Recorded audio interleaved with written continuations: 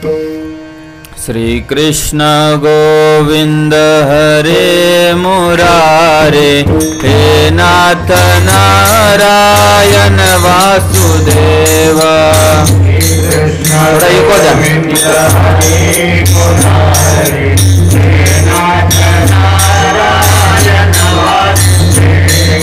श्री कृष्ण गोविंद हरे मुरारे, हे नाथ नारायण वासुदेवा।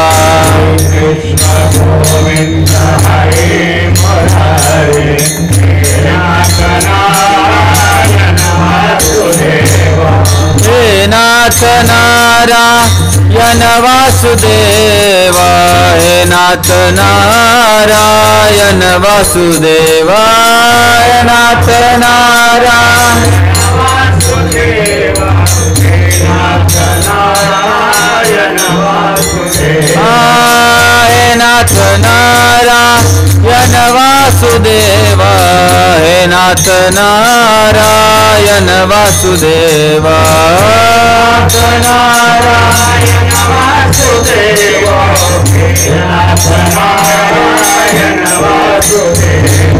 हे नाथ नारायण वासुदेवा, हे नाथ नारायण वासुदेवा, हे नाथ नारायण वासुदेवा, श्री कृष्ण गोविंद हरे मुरारे, नाथ नारायण वासुदेवा।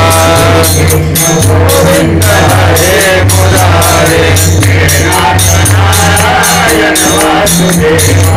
श्री कृष्ण गोविंद हरे मुरारे, नाथ नारायण वासुदेवा।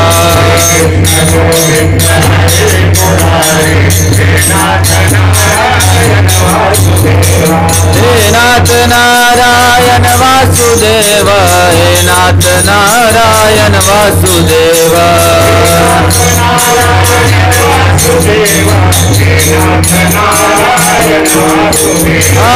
हे नाथ नारायण वासुदेवा, हे नाथ नारायण वासुदेवा।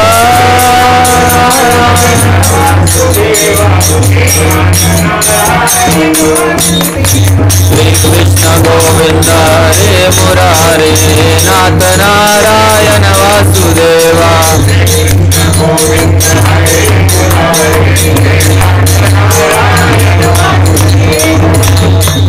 हरे कृष्ण हरे नाथ नारायण, कृष्ण गोविंद हरे मुरारे,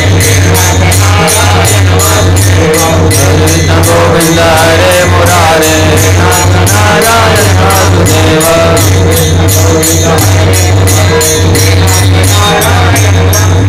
कुंडलीक वरद हरि विठ्ठल, श्री ज्ञानदेव तुकाराम, पंढरीनाथ भगवान की जय। माऊली ज्ञानेश्वर महाराज की जय। जगद्गुरु तुकाराम महाराज की जय। गोपाल कृष्ण भगवान की जय।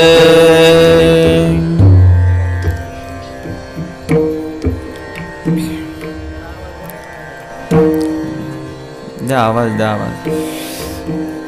हरे कृष्णा। महिला मंडळ इकडे जास्त बसले, समोर बसले थोडं चांगलं वाटतंय.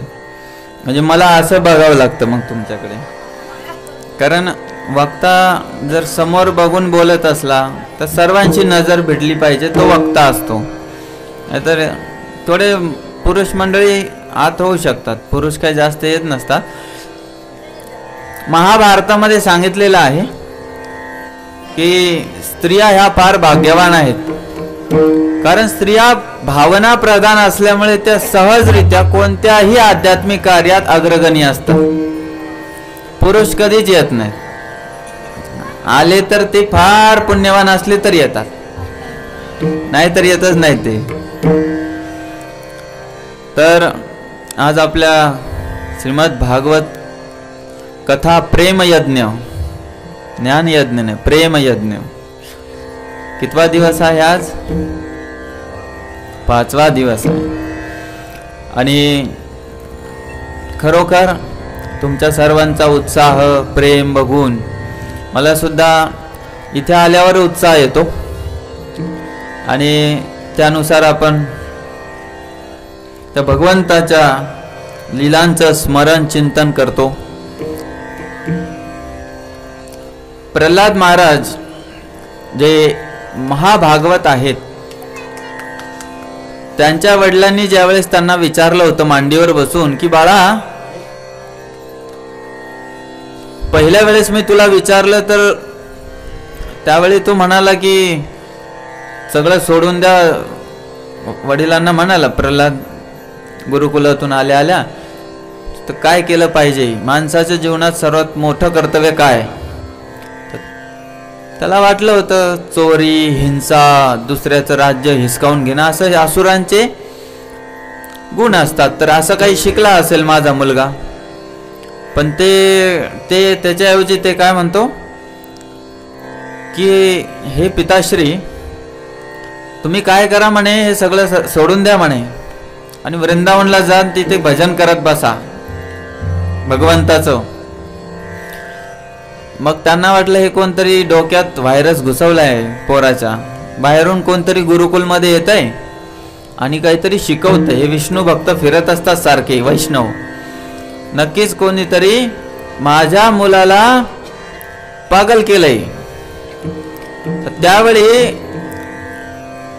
ते म्हणतात याला न्या, परत न्या गुरुकुलला, 1 वर्ष ठेवा, चांगले शिक्षण देऊन परत आणा.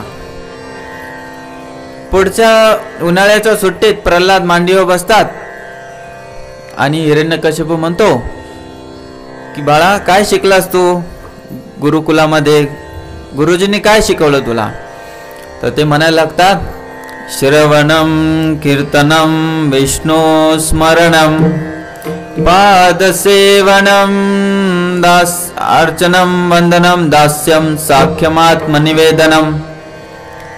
ते काय म्हणले की हे पिताश्री, नवविधा भक्तीचा अवलंबन करा म्हणे. कोणकोणत्या? श्रवणम कीर्तनम विष्णू स्मरणम. 3 झाल्या. श्रवण, कीर्तन, विष्णूचं स्मरण. जर त्याच्यामध्ये त्यांनी विष्णू नाव नसतं टाकलं तर सुरुवातीपासूनच हिरण्यकशिपूला कळालं नसतं की कोणाचं स्मरण म्हणतोय. कारण त्याच्या राज्यामध्ये तर एकच होतं, ओम हिरण्यकशिपूय नमः. म्हणजे भगवंताच्या मूर्त्या हटवल्या होत्या आणि त्याच्या बसवल्या होत्या.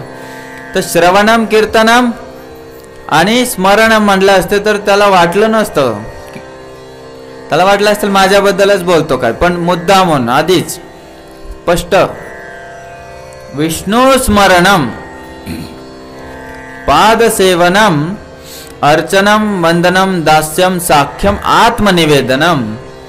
अशा प्रकारे त्यांनी नवविधा भक्तीचं वर्णन केलं.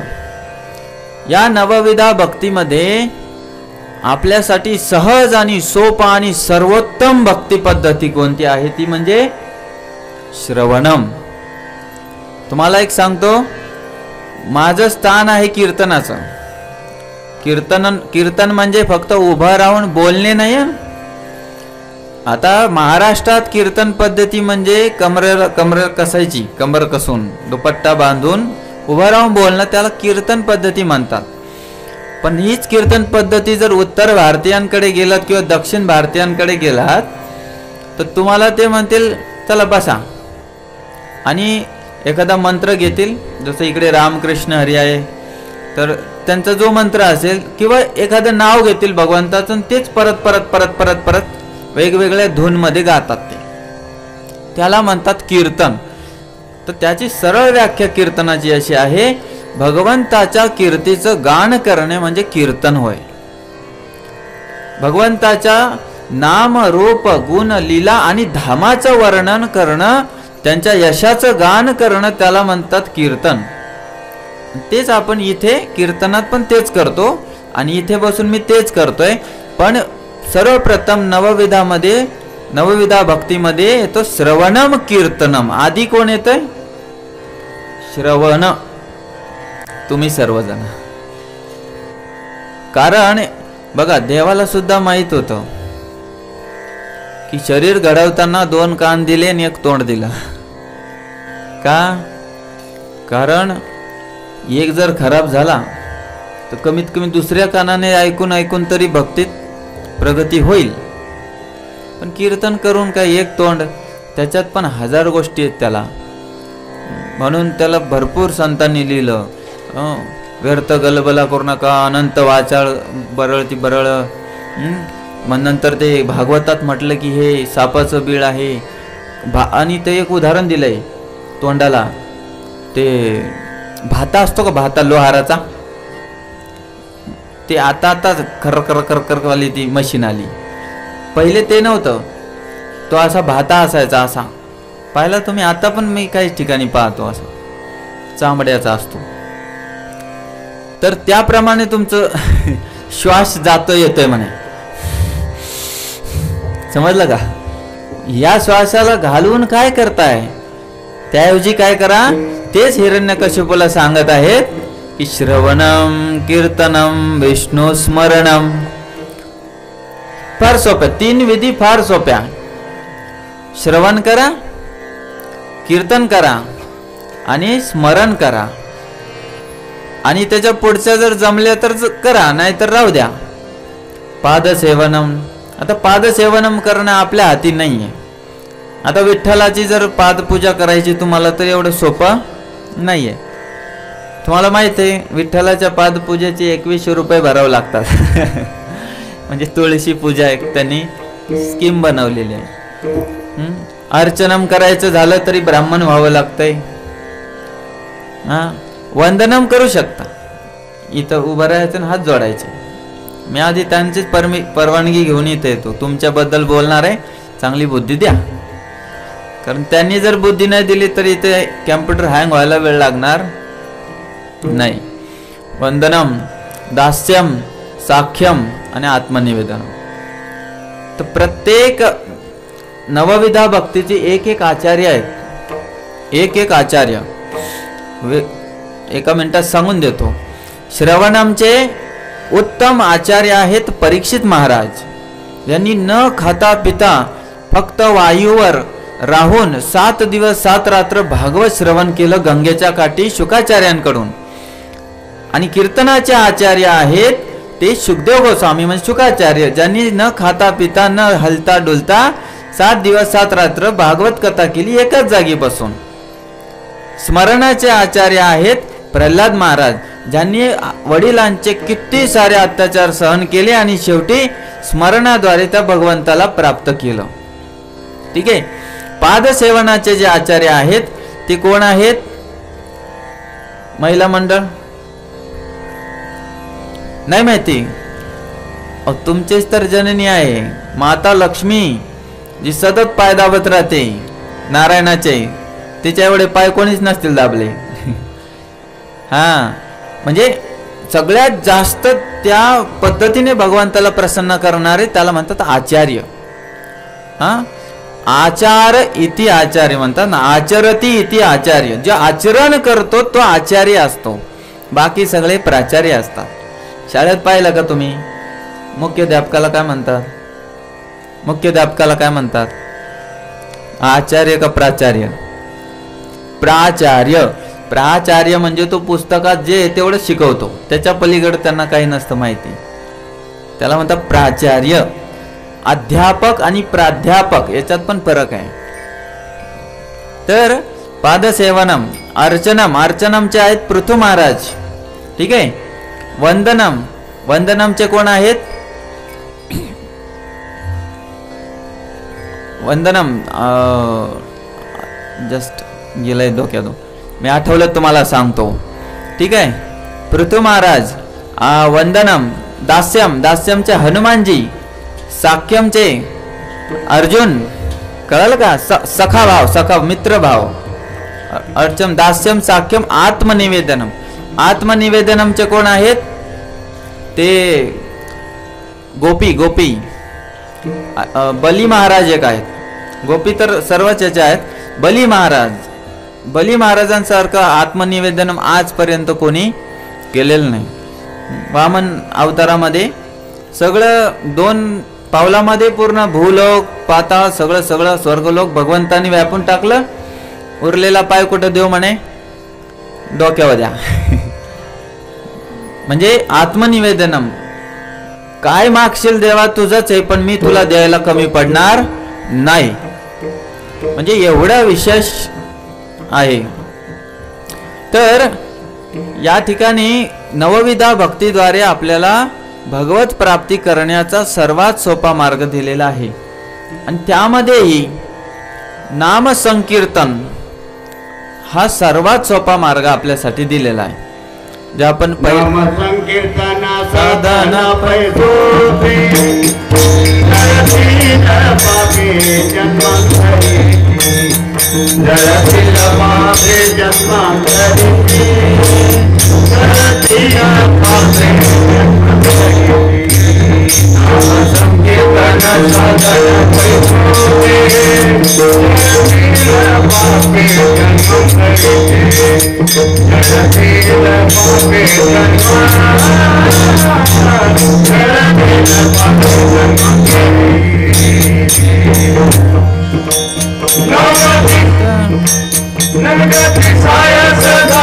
वनांतरा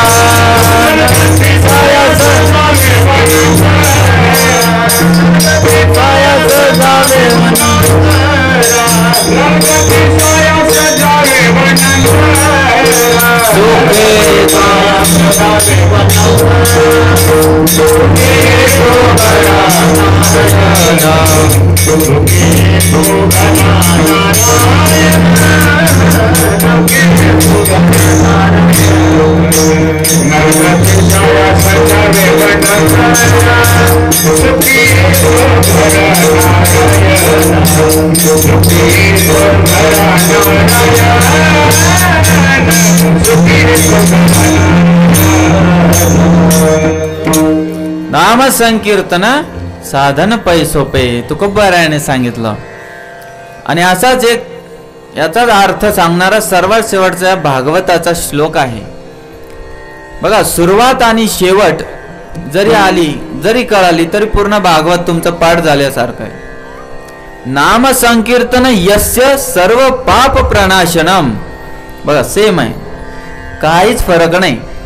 नाम संकीर्तन साधन पै सोपे जळतील पापे जन्मांतरीचे.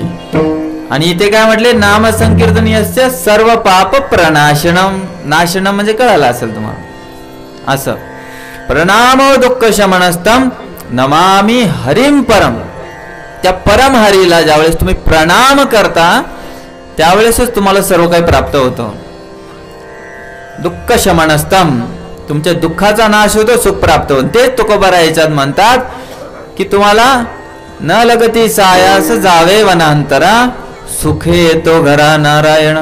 पुढे म्हणतात अनिक असता नाही नाही नाही, पुढे ते म्हणतात याहुनी अनिक असता साधन सोपे साधन. कोणतं आहे अजून यापेक्षा?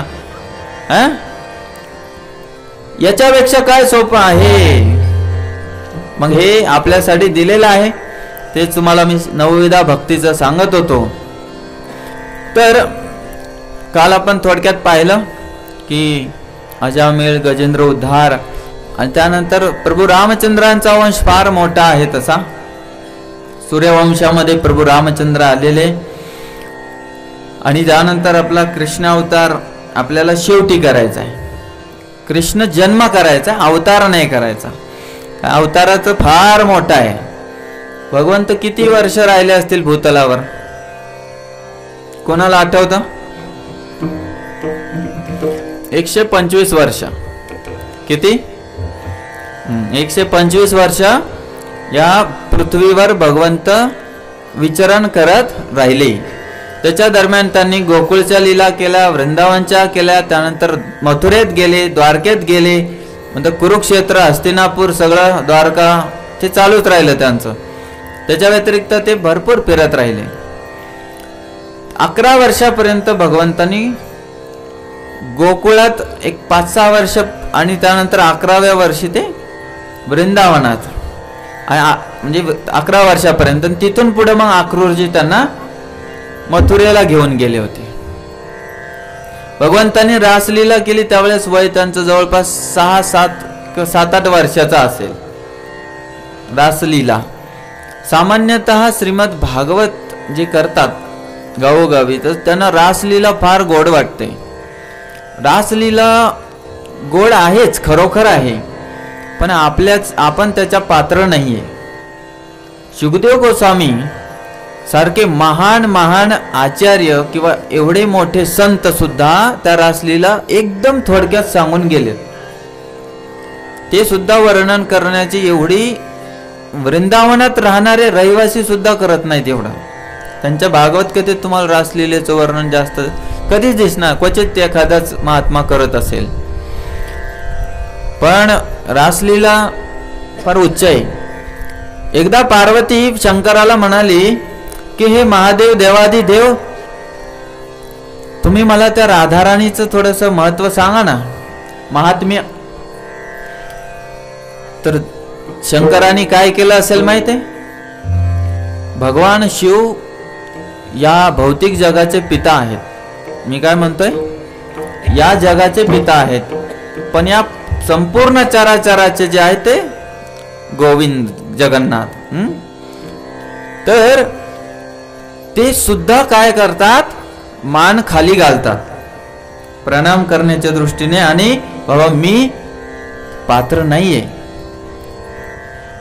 भगवान शिव बर का, पण ते म्हणतात नाही, राधा राणीचं वर्णन करण्यात इतपत शक्ती तुमच्यात आहे, ही तुमची नम्रता आहे की तुम्ही बोलत नाहीयेत. आणि तुम्हाला खरं सांगतो, जेवढे पुराण असतील, जेवढे शास्त्र असतील, जिच्यात सर्वात जास्त संवाद कोणाचा आहे, शंकर पार्वतीचाच आहे. शंकर पार्वती, कारण माहित आहे, ते कैलासावर बसलेले असतात. शंकराला तर बाकी काय नाही आहे, आपलं रामनाम जप करायचं, तप करायचा, आणि एखादा जर दुर्बुद्ध राक्षस रासुर आला की हे भगवान भोलेनाथ द्या, आम्हाला कृपा करा, काहीतरी द्या वरदान. तर ते म्हणतात हे घे लवकर निघ, माझ्या नामजपामध्ये व्यत्यय नको. बाकी भगवंत बघत बसतील की अवतार घेऊन मारायचं का तिकडेच मारायचं आतल्या आत. ते लगेच देऊन टाकतात. त्यांचं नाव आहे आशुतोष.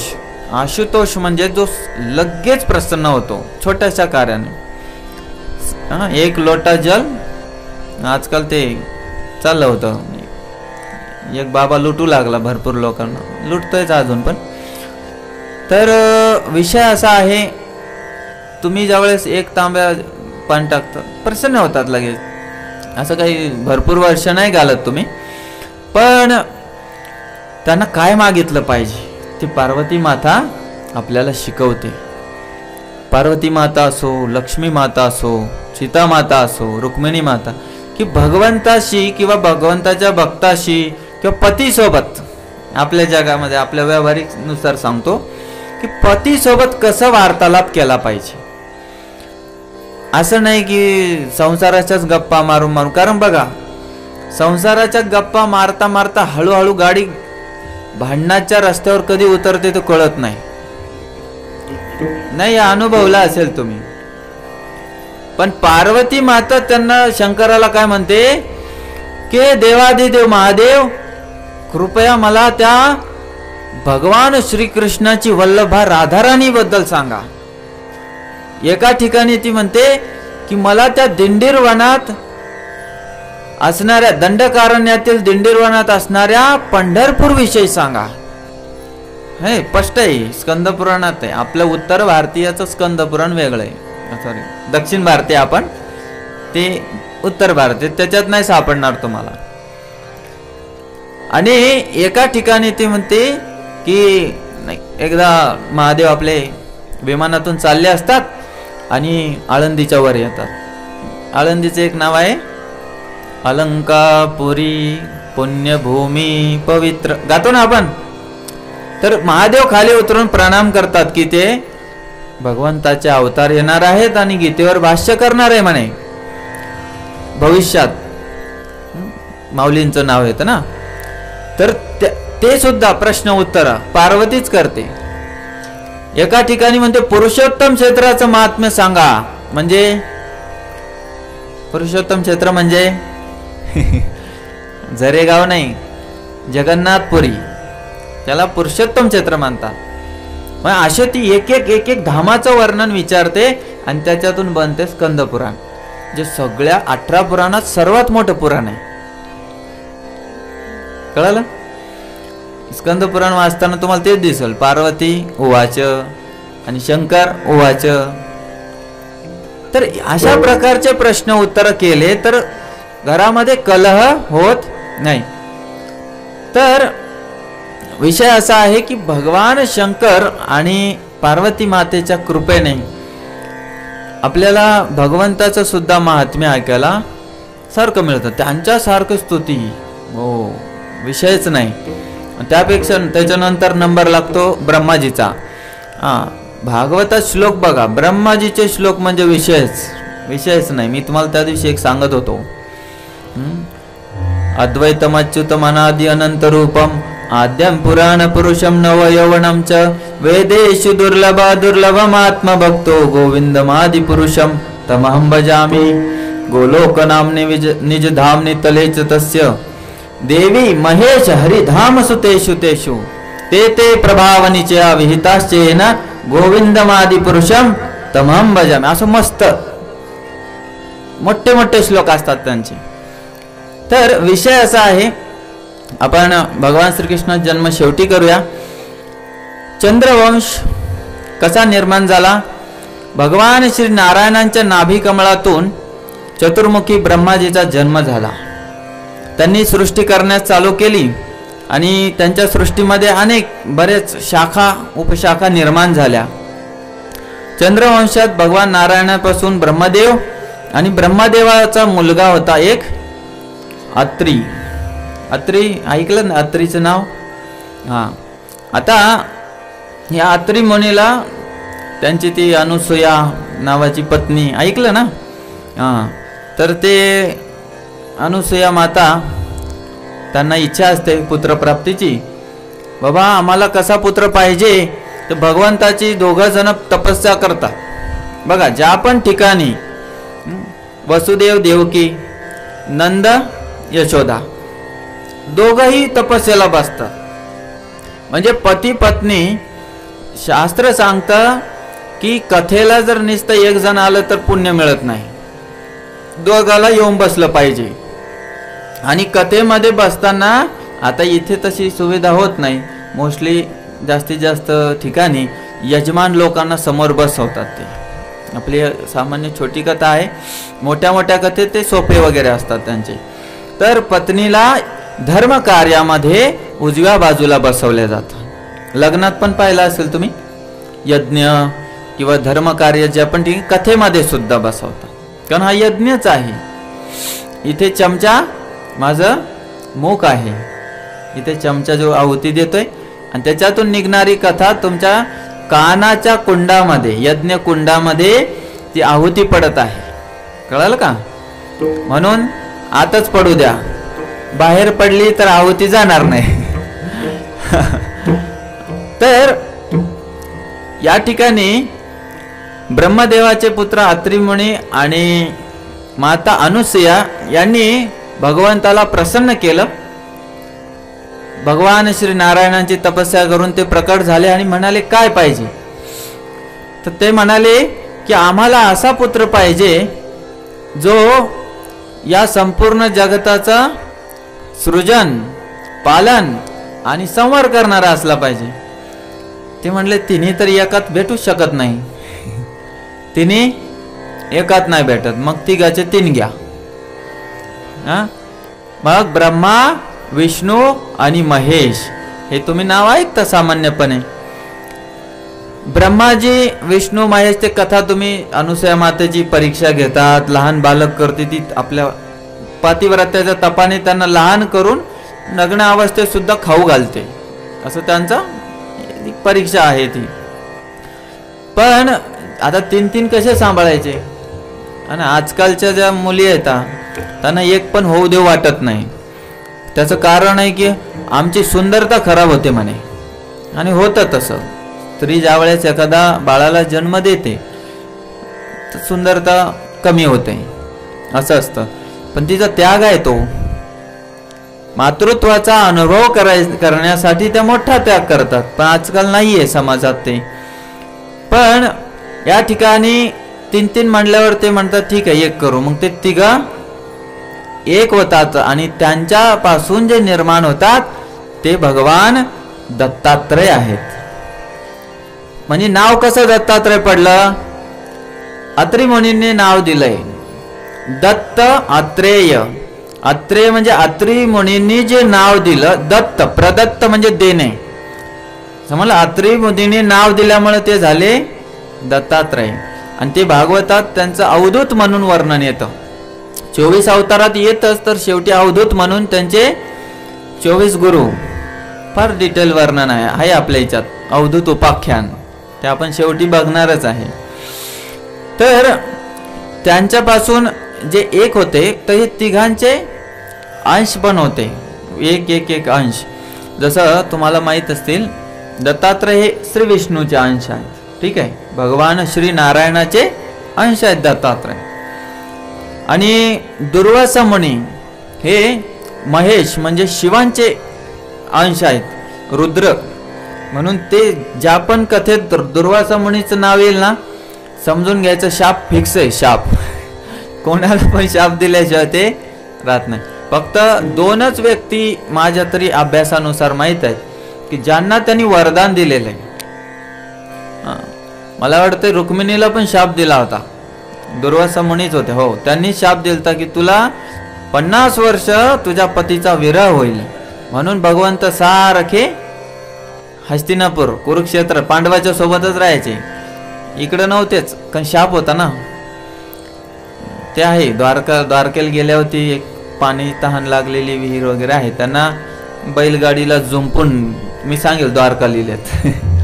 तर हे काय राधाराणी आणि दुसरी एक कुंती माता. या दोघालाच फक्त मला माझ्या माहितीनुसार हरे कृष्णा कृष्ण कृष्ण हरे हरे कृष्ण कृष्ण हरे हरे हरे राम राम राम. तर आवाज येतो ना? येतो. माझा आवाज मोठा आहे तसा. शांत राहिलं येईल. मग उद्या कथा होणार नाही, गळा फुटून जाईल ना.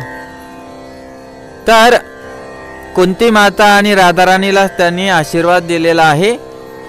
असा आशीर्वाद आहे की कुंती मातेला ज्या पण देवताला कुंती माता आवाहन करेल, समोर कोणत्याही देवताला आवाहन करेल त्याच्यापासून ती पुत्र प्राप्ती करू शकते असं तिला वरदान होतं.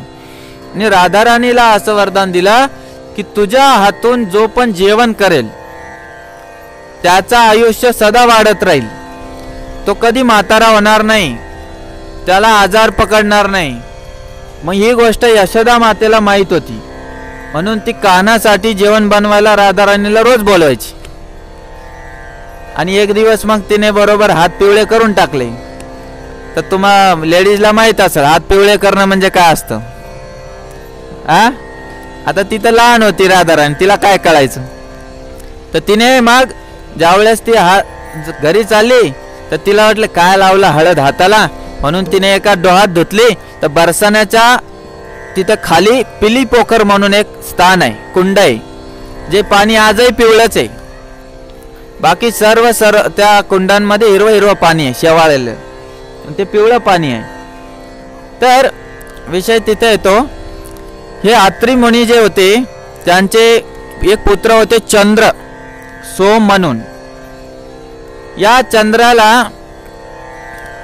चंद्राने काय केलं, देवतांचे गुरु बृहस्पतीची पत्नी तारा हिचं अपहरण केलं.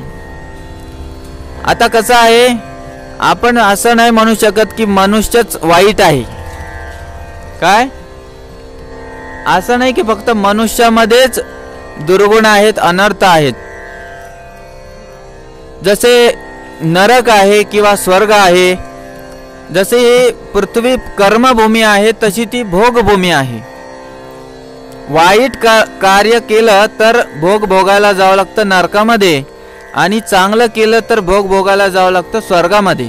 म्हणून दोन्हीकडे भोग भोगावं लागतात, वाईट असो का चांगले असो, म्हणून त्याला म्हणतात भोगभूमी. तर या देवतांमध्ये पण अनर्थ भरपूर असतात. आता देवतांचे गुरु आहेत बृहस्पती. आपले गुरु जे आहेत त्यांची जी पत्नी आहे ती आपल्यासाठी आई तुल्य असते. काय असते? आई तुल्य. पण या चंद्राला फार आवडली आणि त्याने तिचं अपहरण केलं, आणि तिला सुद्धा मनात तशी इच्छा पण असेल. त्यांचा समागम झाला आणि त्यांना एक पुत्र प्राप्त झाला, म्हणजे ती गरोदर राहिली, बुध नावाचा. कळलं? तर हा जो बुध होता हा जन्माला नव्हता आला, गर्भातच होता. मग बृहस्पतीने काय केलं? इंद्राकडे गेला. जसं आपल्याला अडचण आली की आपण जातो, सरपंच, आमदार, खासदार, असं आहे की नाही. तर तो म्हटलं की हे काय चुकीचं केलं म्हणे, मी सर्व देवतांचा गुरु आहे आणि माझ्या पत्नीलाच एका देवाने, म्हणजे गुरु माता असते, तिचंच अपहरण केलं याने. म्हणून युद्ध सुरू झालं. इंद्राने सेना तयार केली आणि महादेव पण सम्मिलित झाले. का? कारण अधर्माच्या बाजून ते जात नाहीत, ते धर्माच्या बाजून जातात. मग तिकडे शुक्राचार्याने असुर सेना तयार केली आणि या चंद्राने त्यांची मदत मागितली. शत्रूचा शत्रू मित्र. चला, दोघांमध्ये एवढा संग्राम झाला आणि त्याच्यात शेवटी धर्माचाच विजय झाला. आणि मग ब्रह्माजीकडे गेले बरेच जण, म्हटले की थोडंफार समजून सांगा या चंद्राला, सोमला, त्याचंच नाव सोम. ब्रह्माजीने त्याची फार भर्त्सना केली, अपशब्द बोलले त्याला की तुला थोडी पण बुद्धी असली पाहिजे, हे काय करतोय म्हणे. मग शेवटी आता ऐकावं लागलं, कारण ब्रह्माजी येतं, ज्यांच्यापासून तो उत्पन्न झालंय तर ते ऐकावं लागतं. कधी कधी घरात जर व्यक्ती ऐकत नसलं तर काय करायचं? जो ज्याचं ते ऐकतात, कळालं ना, त्याच्याकडे. कधी कधी मामला सॉल्व नाही होत आपल्या स्तराला. हां, मग त्याला बघायचं का हा व्यक्ती कोणाचा ऐकतो, आणि त्याला वैयक्तिक जाऊन भेटायचं. सगळ्यांपुढं नाही बोलायचं. सगळ्यांपुढं बोललं की मग त्याचा अहंकार जागृत होतो, ऐकत नाही कोणाचं. मग काय झालं की ब्रह्माजीने भरपूर कटू शब्द वापरून शिकवलं त्याला, प्रताडना केली, आणि मग चंद्राने तारा सोडून दिली, जा घेऊन जा. पण त्यावेळेला तिच्या गर्भामध्ये तर बुध होता ना, जो बुध आपला ग्रह आहे तोच सर्वात छोटा आहे, तो दिसायला अतिशय सुंदर आहे. आता बृहस्पती म्हणाले, हे कुलटे, काय केलं तू, अभद्र स्त्री. पहिले ते गर्भ पाड म्हणे. पाड म्हणजे आत्ताच्या जगासारखं नाही. देवतांमध्ये आपल्या या भौतिक जगासारखा संबंध नाही होत. त्यांनी जर नजर जरी टाकली तरी स्त्री गर्भवती, स्पर्श जरी झाला तरी गर्भवती. म्हणजे त्यांचे प्रकार वेगळे, ते आपल्यापेक्षा उच्च स्तरावर राहतात. मग ते गर्भाला लगेच काढू शकतात. असं नाही की 9 महिने पोटातच ठेवावा लागतो आणि मग जमलं नाही तर कापून काढावं लागतं, तसं नाही आहे. तर तिने लगेच त्या बाळाला जन्म दिला, बाळ मस्त मोठं झालं लगेच. हीच विशेषतः आपल्यात त्यांच्यात दिव्य शक्ती असते ना. पण ती एवढं सुंदर होतं की बृहस्पतीला असं वाटलं की अरे असं पण आपल्याला झालं नाही, मग याला कशाला सोडायचं. मग ब्रह्माजीला त्याच्यात त्यांची पण मोह झाला. कोणाचा? बृहस्पतीचा. ते होतं चंद्राचं, पण म्हणे मला पाहिजे. मग आता ते सुरू झालं तर ते कसं पुरुषांमध्ये स्त्री लाजते थोडी. तर ते विचारायला लागले हे कोणाचं आहे दोन्ही पैकी. बृहस्पती पण म्हणले माझं आहे, चंद्र पण म्हणतोय माझं आहे, आता कोणाला द्यायचं. तर ती गप्प राहिली. मग गप्प राहिल्यावर आता त्या बाळाला संभ्रम झाला ना, धर्म संकट पडलं. ते म्हणलं ते आईवरच चढलं, म्हणजे शिव्या द्यायला लागलं त्यांच्या भाषेत, आपल्यासारख्या नाही खालच्या स्तराच्या. काय अभद्र वर्तन करते, सांग ना बाप कोण आहे माझा. तर ती सांगतच नाही. शेवटी ब्रह्माजी तिला एकांतात घेऊन जातात आणि विचारतात समजून वगैरे. तर ती लाजून म्हणते चंद्र आहे म्हणून. चंद्र म्हणल्याबरोबर चंद्राला दिलं जातं. मग बृहस्पती शांत होता. मग या चंद्राच्या पुढे एक मुलगा होतो. तर चंद्राचं लग्न होतं इला सोबत, आणि इलाच्या चंद्र आणि इलापासून जो जन्माला येतो तो चंद्रच म्हणतोय मी, बुध. जो बुध झाला अतिशय सुंदर होता. तर बुध आणि इलाचं लग्न झालं आणि त्यांच्यापासून पुरुरावा नावाचा पुत्र झाला. पुरुरावाची पण फार सुंदर कथा आहे भागवतात. आपण आज बाललीलाकडे जाणार आहे म्हणून तिचं जात नाही. चंद्रवंश असा आहे, तुम्हाला थोडक्यात सांगतो. जेवढे घोटाळे चंद्रवंशात झाले तेवढे कोणत्याच वंशात नाही झालेत. पाहिजे तेवढे घोटाळे. आपल्या साध्या भाषेत बोलतो मी. सूर्यवंश एकदम पवित्र, एकदम गंभीर लोक, त्यामुळे ते मर्यादा पुरुषोत्तम त्याच्यात आले. कारण मर्यादा तोडतच नाही ते. एवढी मर्यादा की 2-2 वेळा वनवास. एक वेळा पण नाही. साध्या धोब्याचा शब्द ऐकला आणि सीतेला कळवून दिलं. जर मनात आला असतं तर धोबी रात्रीच गायब झाला असता घराच्या. काही शक्ती कमी होती का? पण नाही, मर्यादा. आणि कृष्ण असे आहे की मर्यादा बिलकुलच नाही. पत्र जसं मिळालं रुक्मिणीचं, सकाळ झाली नाही तर रुक्मिणी गायब. पुरुरावाने उर्वशी गायब. पाहिजे तेवढे घोटाळे. ययाती महाराज देवयानी शर्मिष्ठा गायब. भगवान श्रीकृष्ण तेवढ्याच थांबलं नाही. त्यांचा पोरगा सांब जामोतीचा, त्याने पण त्या मला वाटतं काय नाव होतं त्या असुराचं, त्याची पोरगी गायब. म्हणजे भरपूर घोटाळे. पण ते धर्मयुक्त घोटाळे. आपले घोटाळे वेगळे असतात. आपल्या सरकारमध्ये असे घोटाळे होतात की ते गायीचा चारा पण नाही सोडत. चारा पण नाही सोडत आणि रेल्वेचं लोखंड पण नाही सोडत. खातात चपातीच. तर थोडक्यात हे सांगायचं की पुरुरावा उर्वशी यांची कथा येते. नंतर त्याच वंशामध्ये भरपूर राजे गेल्यानंतर ययाती महाराज येतात. फार उत्तम राजा महाराज ययाती. आणि त्यांची शुक्राचार्याची पुत्री देवयानी सोबत विवाह होतो. मग शर्मिष्ठा एक दासी म्हणून येते. त्यांची पण छोटी कथा आहे.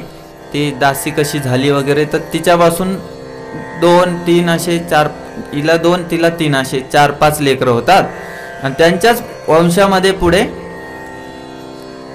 ययाती महाराजांचेच मग पुत्र होतात 5. त्याच्यामध्ये यदू असतात एक. त्या यदूपासून यादव येतात. हे यदू यादव म्हणजे भगवान श्रीकृष्णाचा वंश. ते वृष्णीवंशी. त्याच्यामध्ये मग सुरसेन आणि हे कंसाचा बाप एक अग्रसेन महाराज. अग्रसेन नाही, उग्रसेन. अग्रसेन उग्रसेन ते. त्यांचा तो वंश येतो. आणि त्याच्यातच एक पुरू असतात. पुरू जो ययाती महाराजांना आपलं आयुष्य देतो भोग घेण्यासाठी 1000 वर्ष. आणि त्याच्यात ते येतात कौरव, पांडव कौरव हे. त्यामुळे ते एकमेकाचे संबंधी लागतात.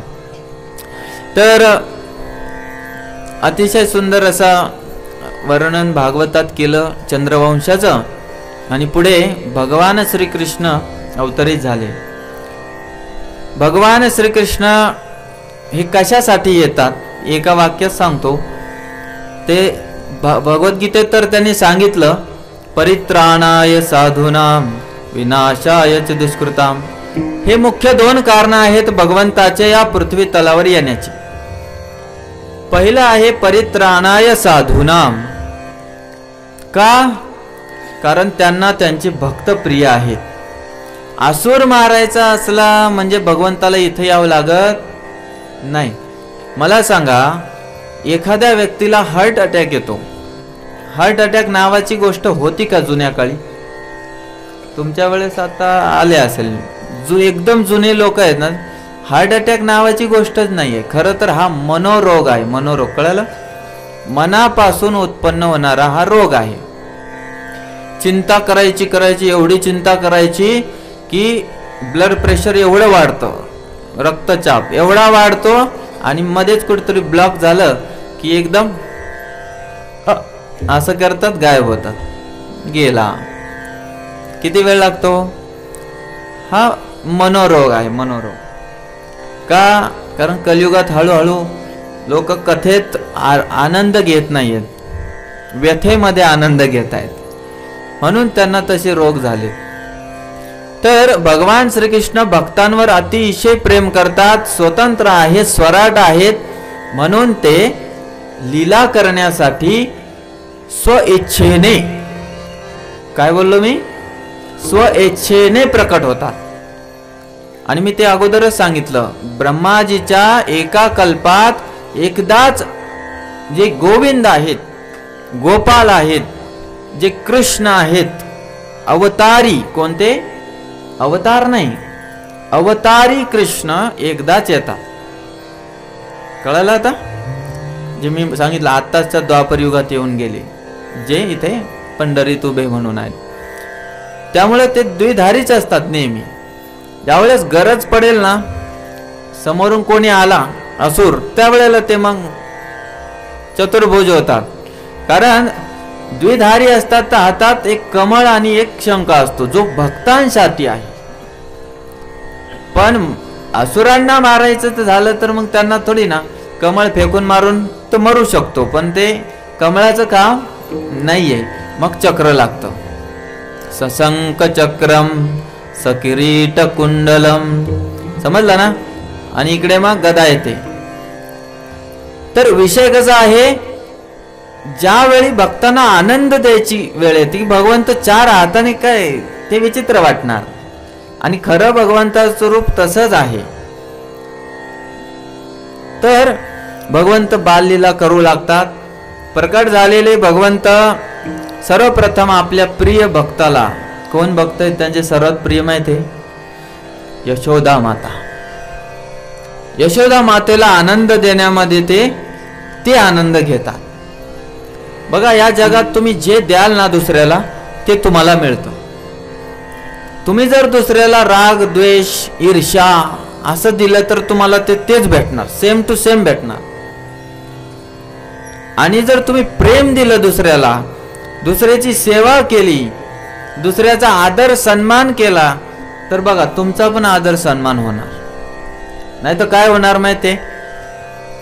तुम्ही जर दुसऱ्यासोबत वाईट वागले, बरोबर सूत के साथ आ जाएगा, है ना? सूत वगैरे येतं, कळालं ना? मोजून येतं.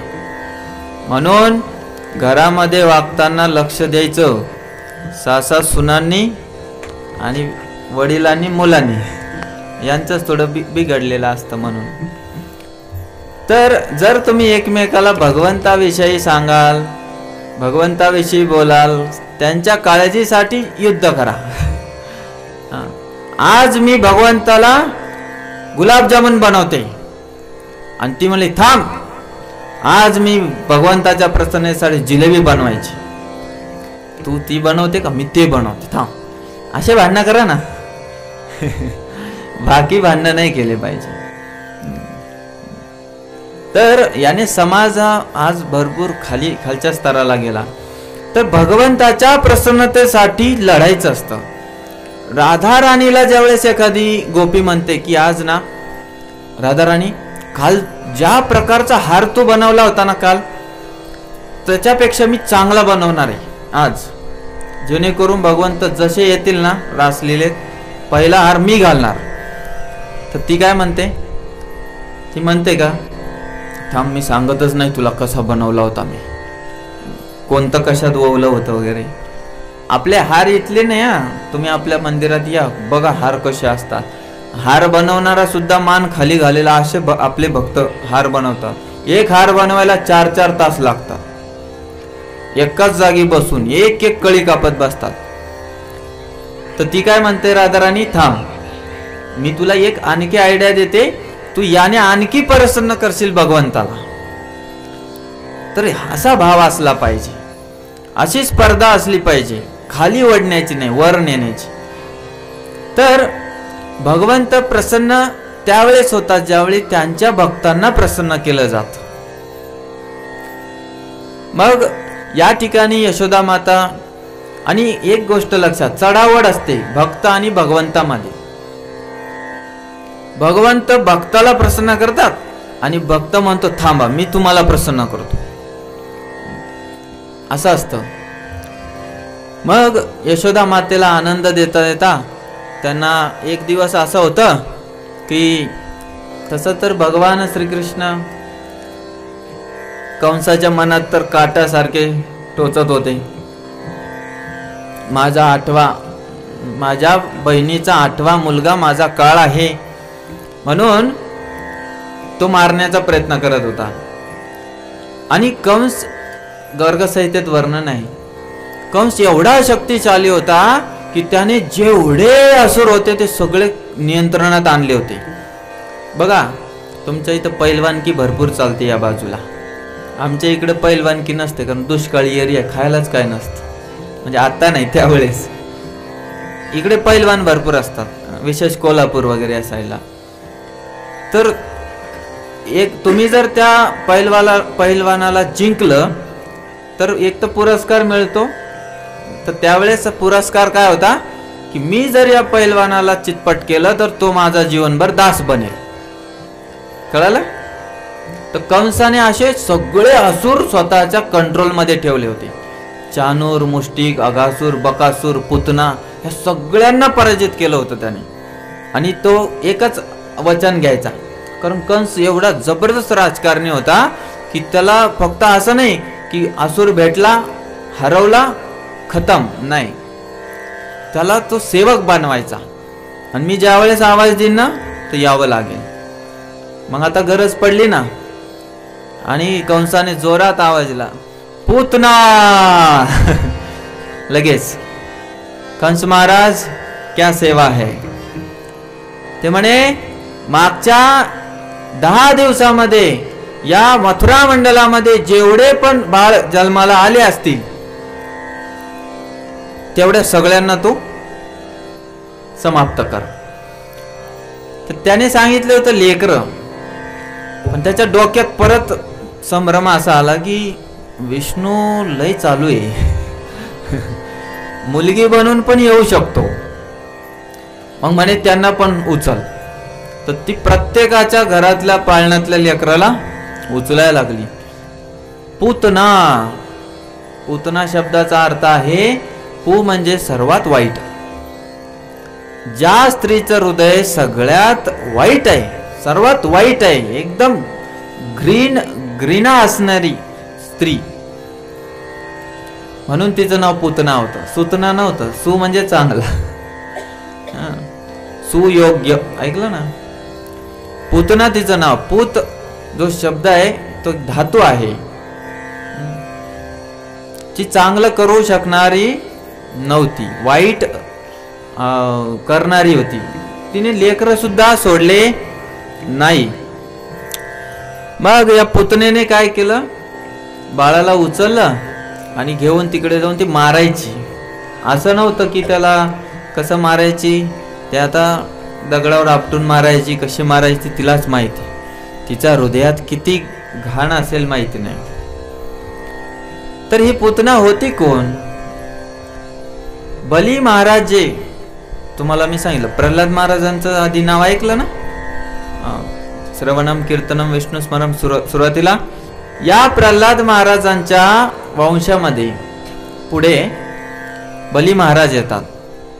प्रल्हाद महाराजांचे पुत्र होते विरोचन. हे राक्षसी वृत्तीचेच निघले, म्हणून बाप तसा लेख क्वचितच बंद चालू लागते बर का, क्वचितच असते. बाप भक्त असला म्हणजे मुलगाही भक्त बनेल असा आवश्यक नाहीये. उलट असं असतं, बाप दारुडा आहे आणि मुलगा भागवत कथाकार आहे, किंवा मुलगा कीर्तनकार आहे, मुलगा वारकरी, कळलं ना. असं तुम्ही समाजात पाहता. ते कर्तव्य बापाचं आहे, संस्कार देणं बापाचं कर्तव्य आहे, पण त्याच्याकडे नाही ते देणार कसं. पण या ठिकाणी त्या बाळाचं प्रारब्ध कामाला येतं, कुळाचं आणि बाळाचं. काय बोललो मी? कुळाचं आणि बाळाचं.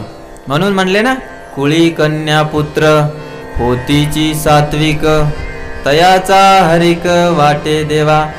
कुळाचं पुण्य असल्यानंतरच त्या वंशामध्ये भगवत भक्त जन्माला येतो, आणि त्याचं पण पाहिजे बाळाचं. मग या ठिकाणी जी विरोचनचा मुलगा होता बली महाराज, या बलीचं राज्य नाही भरपूर, ते पण शुद्ध भक्त झाले. बघा, वडील राक्षस निघाले विरोचन यांना देवतांनी असंच मारलं युद्धामध्ये. आणि मग बली महाराज ज्यावेळेस राजा झाले, मग स्वर्गादी सगळे सगळे लोक त्यांनी जिंकून टाकले. म्हणून वामन अवतार घ्यावा लागला. इंद्र वगैरे दरदर भटकू लागले, म्हणले आमचं राज्य द्या मला. त्यावेळेला मग वामन अवतार झाला. त्या ठिकाणी बली महाराज, ते बली महाराज जे होते यांची एक पुत्री होती. एका ठिकाणी कन्या म्हणतात पुत्री, एका ठिकाणी बहीण म्हणतात. तर गर्ग संहितेमध्ये पुत्री म्हणतात. ती रत्नमाला नावाची. ज्यावेळेस वामन अवतार झाला भगवंताने, असं त्रिविक्रम रूप धारण केलं, पाय वर उचलला आणि सर्व भूलोक स्वर्गलोक पाताळलोक सर्वच त्यांनी 2 पायामध्ये व्यापून टाकलं, आणि 3रा पाय डोक्यावर ठेवला बलीच्या. तर सुरुवातीला ज्यावेळेस बटू वामन बनून भगवंत आले, तिला फार आवडले. चांगल्या हृदयाच्या स्त्रीला सात्विकता असली ना तर तिला लगेच कळतं. कळलं, तिचं हृदय चांगलं होतं. ती म्हणली की असा पुत्र जर झाला मला ना, तर मी त्याला हृदयाला लावून दूध पाजेल म्हणे. काय म्हणले इथे? तिचं लगेच. आणि जे खरोखर वात्सल्य असतं ना, वात्सल्य, याच्यात वर्णन येतं. यशोदा माता ज्यावेळेस भगवंताला पायाची, बाळकृष्णाला बघायची, आपोआप तिच्या वक्षामधून दूध यायचं म्हणे. असं असतं. तर आता सध्या ते फक्त गाईत दिसतं, आता नाही राहिलं ते. गाईतच दिस तिला पाजर फुटतो लगेच आपलं वासरू पाहिल्यावर. तर तिने आधी विचार केला की असा बाळ झाल्यावर मी त्याला दूध पाजेन. पण ज्यावेळेस त्याने त्रिविक्रम आकार घेतला, तर तेव्हा असा असल्यावर तर मग त्याला विषच पाजून मारून टाके. भगवंत म्हणले तथास्तु, दूधही पाज आणि विषयही पाज, दोन्ही घेतो, येऊ दे. म्हणून तिला पुतना बनून यावं लागलं. आणि ती पुतना बनून आली, आणि तिने दोन्हीही सेवा भगवंतांनी तिच्या स्वीकारल्या एकाच वेळी. पुतना एक सुंदर स्त्रीचं रूप धारण करून गोकुळात आली. गोकुळात येऊन एकदम असं तिची पतली कमर, हे फार वर्णन आहे सुंदर. भागवतात बोललं तर लोकांना पिक्चरच काही सांगतायत काय? नाही नाही, हे फार कुरूप दिसतात आजकालच्या विश्व सुंदरी. पण यशोदा माताचं वर्णन एवढं सुंदर आहे. तर ती चालायची, तर मग गोकुळातले लोक सुद्धा मोहित झाले, असे बघायला लागले. सगळे स्त्रिया सुद्धा मोहित झाल्या. एरवी पुरुष स्त्रीकडे आकर्षित होतो आणि स्त्री पुरुषाकडे होते निर्लज्जतेच्या आधारावर. पण याच्यात स्त्री स्त्रीकडे पण आकर्षित होईल, एवढं तिने लक्ष्मी सारखं रूप घेतलं असं शुकाचार्य सांगतो. असं वाटत होतं, कारण दररोज कोणी ना कोणी देवता भेटायला यायचा बाळकृष्णाला. एकदा महादेवाच्या मनात आलं, ते म्हणले चला चाले बोले भंडारी, शिव भोळा चक्रवर्ती, त्याचे पाय माझे गेले. ते कशासाठी गेले म्हणे कृष्णाला भेटायचं.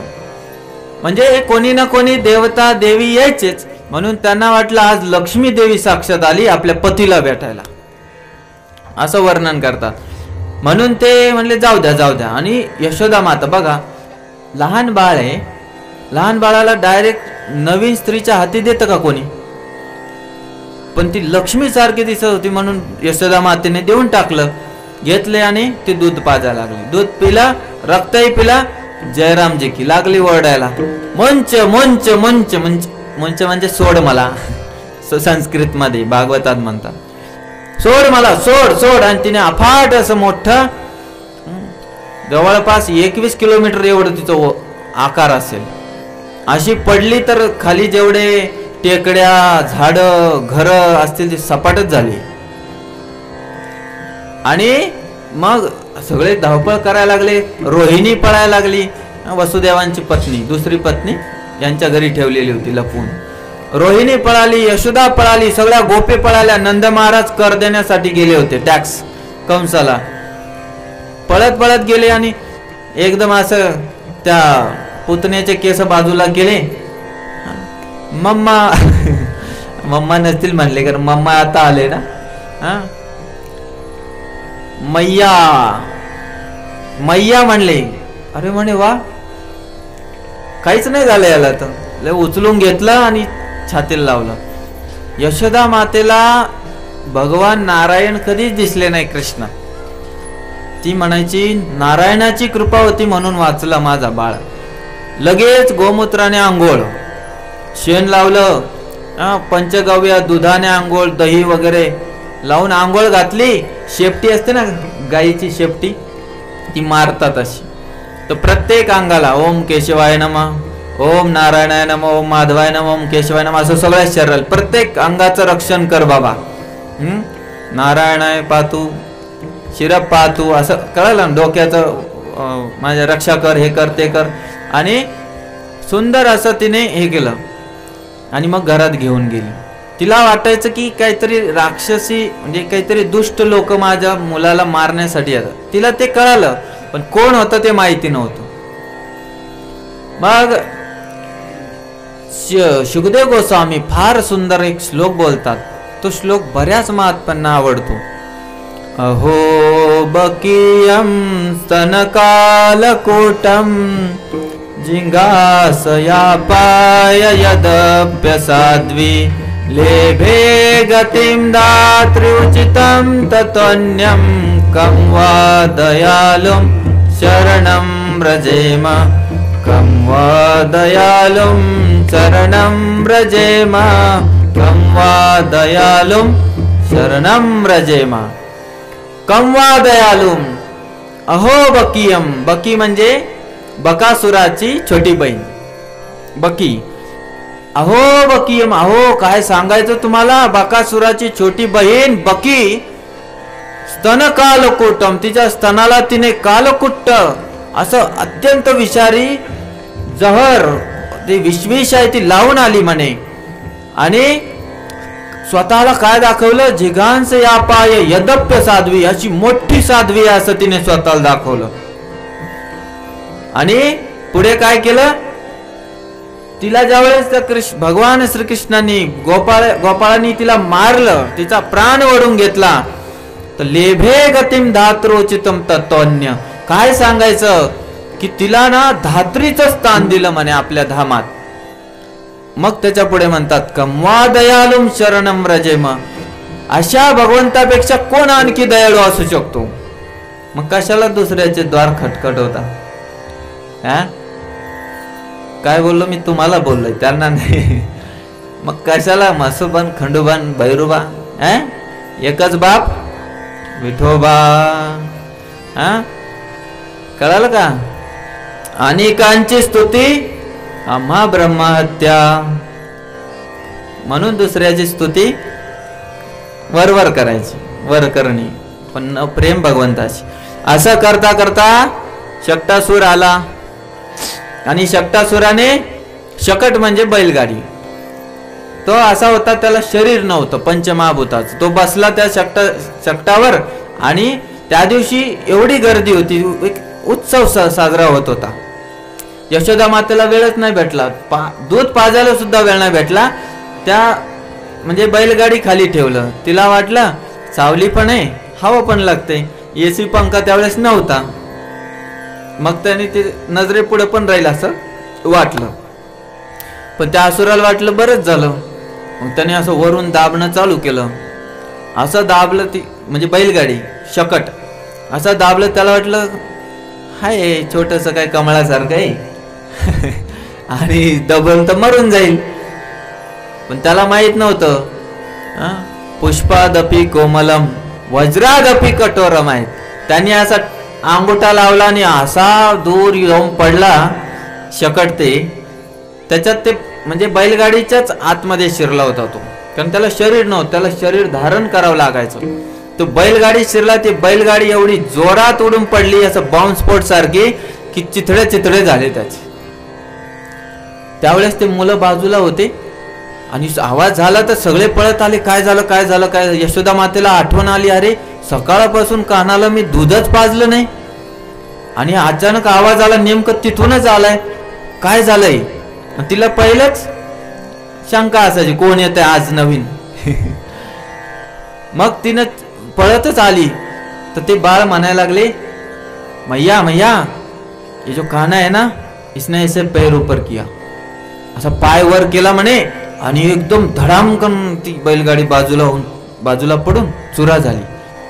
सगळे म्हणे लहान लेकरं तर बोलतात कधी कधी असं. लहान लेकरं हे कधीच खोटं बोलत नसतात, म्हणून लक्ष दे जा. आजकाल विचित्रपणा आहे. शाळेत काय झालं, कधी काही घडलं ना लहान लेकरासोबत, ते आपलं कर्तव्य आहे विश्वासात घेऊन त्यांना विचारलं पाहिजे. नाहीतर अति शोषण झाल्यावर मग हाती काहीच राहत नाही. हाती गेला आणि शेपूट वाढतात. मग नाही का आता मध्ये भरपूर किती त्या घटना झाल्या. ते चुकीचं आहे ना. तोपर्यंत झोपा नाही काढायच्या. आपण रोज बाळाला विचारायचं आज शाळेत काय शिकला, काही चुकीचं वर्तन घडलंय तुझ्यासोबत, म्हणजे असं विचारायचं की त्याला कळालं नाही पाहिजे. विशेष करून मुलींना. मग शक्तासूर उडवला आणि त्रिणावत आला एकदम मोठा बवंडर घेऊन, वादळ, चक्रीवादळ. त्याला वाटलं मी असाच उचलून घेऊन जाईल एखाद्या फुलासारखा, आणि त्याने खरोखरच उचललं ना. तर ते उचलण्याआधी काय झालं, भगवंताला तर आभास झाला की अशा प्रकारचा असुर यायला लागलाय. कारण तो यायचा त्यावेळेस सगळं धुळीचा लोटच घेऊन यायचा. कमीत कमी सोलापूर जिल्हा काळा होईल एवढा, जरेगाव नाही फक्त. एवढं त्याचं बवंड चक्रीवादळ असं छोटा असेल तर मग ते लवंगी फटाक्यासारखं होईल. ते मोठं बॉम्ब सारखं होतं. मग त्याने जसं ते यायला लागलं तर भगवंत असे मांडीवर बसले होते, दूध पीत झोपले होते नेमकेच. तर त्यांना वाटलं आता यशोदा मातेच्या पुढून जर मला याने उचललं है ना तर हिला लगेच असं हृदयघात होईल. कारण यशोदा मातेचा प्राण म्हणजे मांडीवर झोपलेला कृष्ण बाळ कृष्णाला उचललेलं पाहिल्यावर तर यशोदा माता जिवंत राहील का नाही माहिती नाही. तर ते म्हणलं काहीतरी कारण लावून आता हिला आत पाठवलं पाहिजे. मग त्यांनी काय केलं, वजन वाढवायला चालू केलं. म्हणजे आकार नाही, भगवंताचं वजन बघा. 1 किलो कापूस जड का 1 किलो लोखंड जड. दिसायला लोखंड छोटच असतंय, 1 किलोचं एवढंच माप असतंय. कापूस ठेवला तर पार गोणीमध्ये भरून है ना. तसं भगवंत एवढेच कोमल असे दिसत होते. पण असं वजन वाढवलं जो पर्वता समान झाले. तिची मांडी थकली, ती म्हणाली दुखायला लागलं. तर ती म्हटली तहान लागली ना तिला. आता थकल्यावर माणसाला तहान लागते, श्वास फुलायला लागतो. तिने उचललं समोर ठेवलं आणि म्हणली गोपींनो, कामगार दासी वगैरे असतात ना, कारण ती राणी होती, नंद राणी. यशोदा मातेचं एक नाव आहे नंद राणी, नंदाची राणी होती. नंद महाराज, नंदराज, ब्रजराज असं नाव पण आहे त्यांचं. तर ती म्हणले लक्ष द्या, मी आताच आतून येते. तेवढ्यात ते तृणावत आला, गुरगुर गुरगुरून की उचलून घेऊन गेला भगवंताला एकदम वर. त्याला सुरुवातीला वाटलं वर नेले याचे डोळे फिरते ना प्राण सोडून देईल. पण त्याला हे कुठं माहित होतं की हे त्याच्यापेक्षाही मोठा बवंडर आहे. तिथंच ते त्याच्या अंगावर चढला आणि हे इकडून एक आणि तिकडून एक, दोन्हीकडून फटके. एवढा मारला की तो तेवढ्या उंच कैक योजन वरून असा वरून आपटला की दगडावरच. आणि तेवढा आदळल्यावर काय राहतं माणसाचं, त्याचे हाडं पण सापडले नसतील. एवढ्या भगवंताने सुंदर रीतीने त्याचा कार्यक्रम नील केला. त्रिनावात गेला आणि पुढे भगवंत हळूहळू हळूहळू. आता काय होतं, भगवंताला तर आनंद घ्यायचा होता भक्तांसोबत, पण प्रॉब्लेम असं झाला की मध्ये मध्ये आसूर यायला लागले. आता ते छोटे आहेत ना, मग त्यांनी विचार केला हे असे आसूर येत राहिले ना तर मला वात्सल्य रस उपभोगता येणार नाही. काय वात्सल्य रस उपभोगता येणार नाही. म्हणून भगवंताने थोडस बलरामांना म्हटले, खुनवलं, दाऊ भैया आज हम कुछ ऐसा करेंगे कि मैया और बाबा बहुत खुश हो जाएंगे. असं काहीतरी करू आपण जेणेकरून आई आणि वडील नंद बाबा खुश झाले पाहिजे. आणि अशा अंगणामध्ये सकाळची वेळ होती, सर्वजण बसले होते. आणि यशोदा मातेचं एक होतं की दासींना ती काय करायची, दूध घुसळायला लावायची. ते दूध तिचं चालायचं, ते ताक घुसळायचं आणि दूध आणून ठेवणं, ताक घुसळणं, लोणी काढणं ते चालायचं. तर त्या ठिकाणी गायी पण होत्या. मग बाळकृष्ण म्हणले काय करायचं काय करायचं. तर बेंडूक असतात ना, बेडका असतात ना, ते थोड्या पाण्यात होते तर ते त्याच्यात उडी मारतात. आणि छोटे असतात म्हणजे थोडे थोडे रांगायला लागतात. आणि आपले बाळ रांगण भगवंतामध्ये फरक आहे. ते जर त्रिनावातला मारू शकतात तर मग आपलं बाळ काय करू शकतं. आपलं मोठं होईपर्यंत तर चमच्यानेच खात आहे का नाही. मग काय ते बेडकाला पकडायला जातात तर बेडूक पुढे उड्या मारतं आणि हे माग उडी मारतात, लगेच ते पुढे उडी मारतं. ते दारात असतं ना कमळ वगैरे लावलेले. आणि बलराम मग ते म्हणतो थांब थांब थांब तू तिकडून आला ना, लगे इकडून उडी मारतात, त्याला पकडतात. दोघं जण असे तयार होतात, मध्ये बेडूक असतं, असे दोघं एकमेकावर येऊन टक्कर मारतात, बेडूक बाजूलाच जातं. आता असे लहान लहान लीला ऐकून लहान बाळाच्या हे सगळे बघून अशा हसायला लागतात. यशोदा माता म्हणते आता बाळ मोठं झालंय, आता त्याला कळायला लागलं काय करायचं. मग ते काय करतात, नाही ना फेल गेलं आपलं, आपण थोडं दुसरं काहीतरी करू. मग काय करतात, ते वासरू असतं दारात, वासरांना मोकळं सोडलं जातं कधी पण.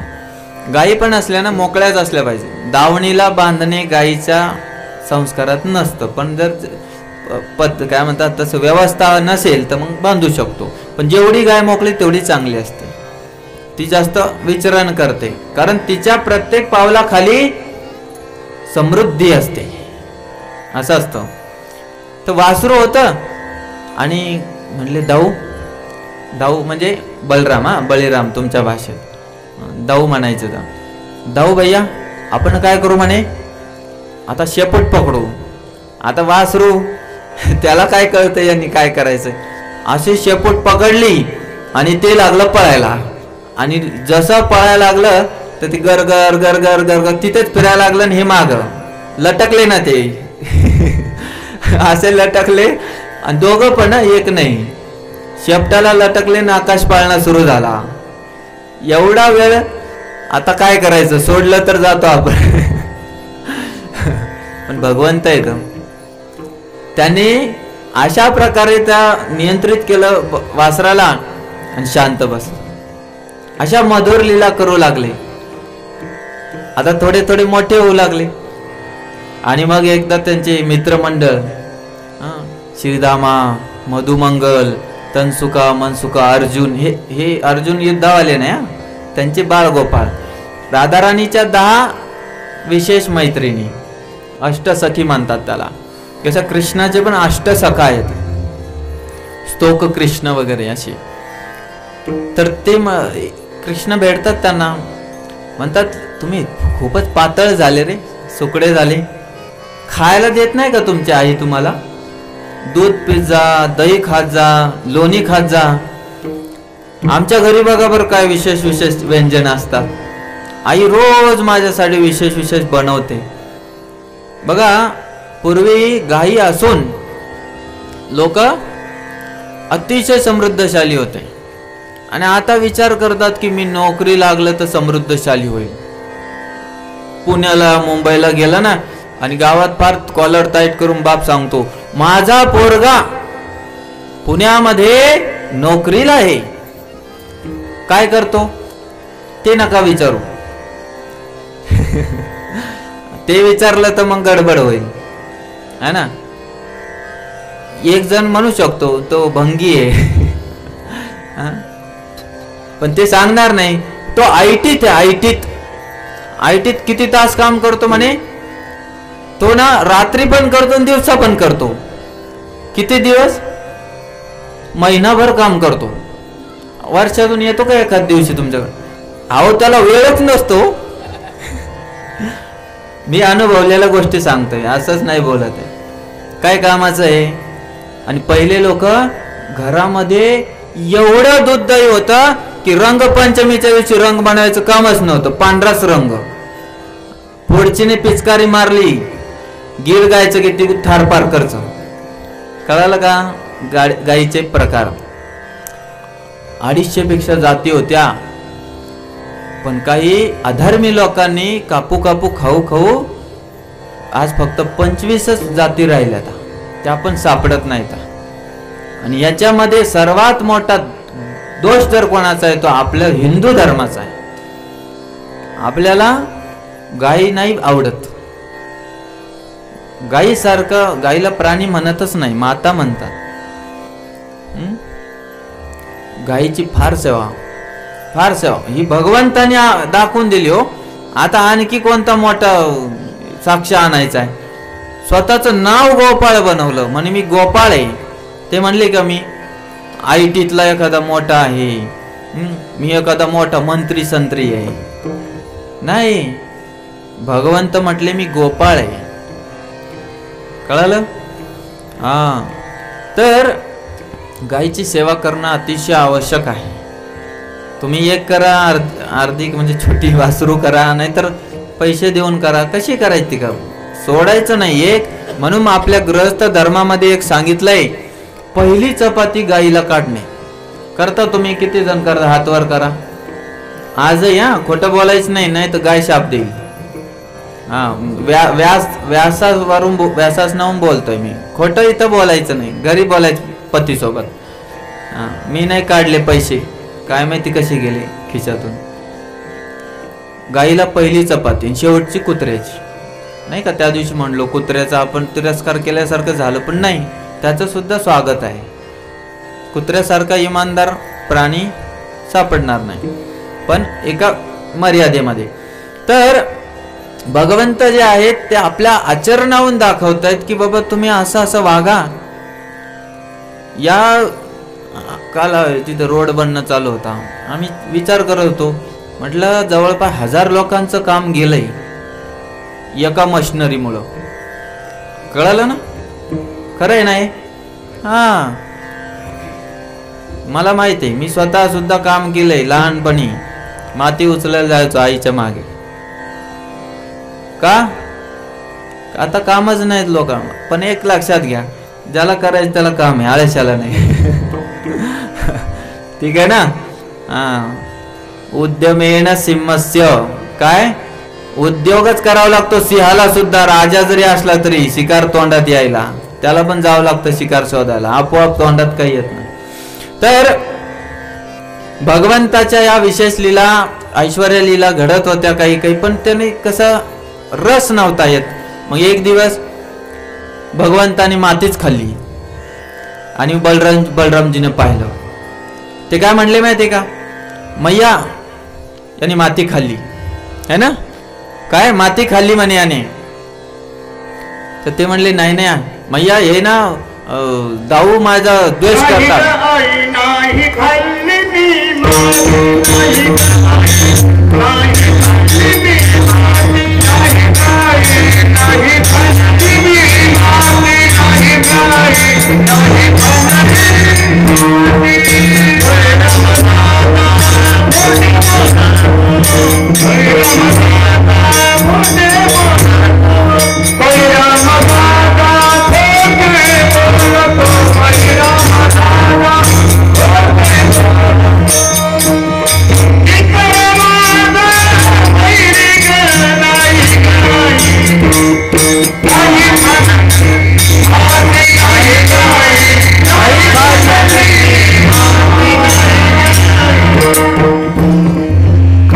आई ग आई, नाही खाल्ली मी माती. पण म्हणे नाही, विश्वास नाही. म्हणे अहो विश्वास कसा नाही, बोलतोय तर एवढा, तोंडात माती असते बोललो असतो का म्हणे. ह्या बलराम दादा माझा द्वेष करतो. त्या दिवशी बोलता बोलता म्हणला म्हणे की बघ तू काळा आहे, मी गोरा आहे, तुला ना यात्रेतून विकत आणलंय म्हणून तुला मी, तू वेगळा आहे म्हणे. बघ आई आपले यशोदा मैया पण गोरी आहे म्हणे, तू कसा काय काळा आहे म्हणे. हा द्वेष करतो माझ्यासोबत, मी याच्यासोबत परत खेळणारच नाही म्हणे, मी नाही खेळायला जाणार, या जगात माझं कोणी नाही आहे, असं एकदम प्रेमाने. यशोदा म्हण नाही रे बाळा, तुझं मी आहे ना मी. अरे याने काय बोलू दे, कोण सांगितलं तुला.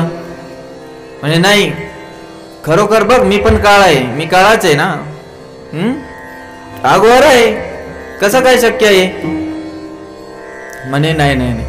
तोंडामध्ये ज्यावेळेस त्याने असं तोंड उघडलं तर अनंत कोटी ब्रह्मांड नायक राजाधिराज योगीराज परब्रह्म योग योगेश्वर भगवान श्री कृष्ण के, हा मंत्र यांनाच लागू पडतो. मी याच्यावर लय बोलत असतो, माझे व्हिडिओ आहेत. हे कोणालाच लागू नाही पडत, फक्त एका विठोबालाच लागू पडतो.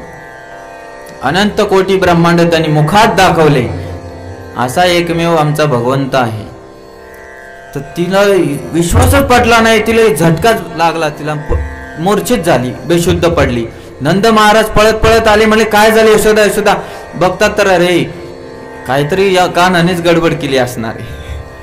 पाणी मारलं तोंडावर, म्हणे मी कानाच्या तोंडात पर्वत नद्या किती सारे चंद्रमंडळ वगैरे पाहिले म्हणे, आकाश ग्रह तारे, मी पण त्याच्यात होते म्हणे, मी पण त्याच्यात होते. त्याचा कृष्ण पण होता, बलराम होता, देवी देवता होते, एवढं सारं तोंडात कसं काय. ते म्हणे बघ जीभच आहे, छोटीची जीभ आहे म्हणे, छोटस तोंड आहे, काय पण बघते तू, स्वप्न पडला असेल तुला. नाही असं कसं काय, दिवसा स्वप्न पडत नसतात, मी काय झोपले नव्हते. म्हणे नाही बघा म्हणे. मग म्हणे असं केलं. म्हणे बघ साधत मोक आहे, मोक कमळ कृष्णाचं, आपला काना किती छोटा आहे म्हणे, काय पण विचार करते.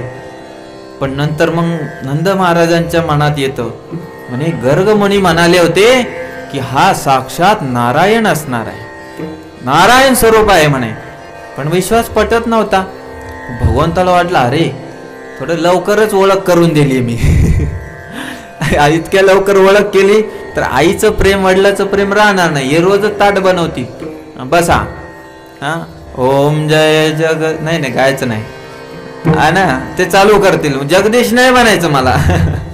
हा मला जगदीश बनवलं तर मला आनंद येत नाही, मला आनंद येतो त्याच्यात आईच्या फटकार खाण्यामध्ये है ना. आई ज्यावेळेस प्रेमाने बोलेल मला आणि एकदम मांडीवर घेऊन असं, त्याच्यात आनंद येतो. कारण ते भक्ताशी आदान प्रदान करायला भगवंत आलेले होते. त्यांना तर ब्रह्माजी तर रोजच पुजतात, ओम सहस्त्र शीर्षा पुरुषः सहस्त्राक्ष सहस्त्रपाद.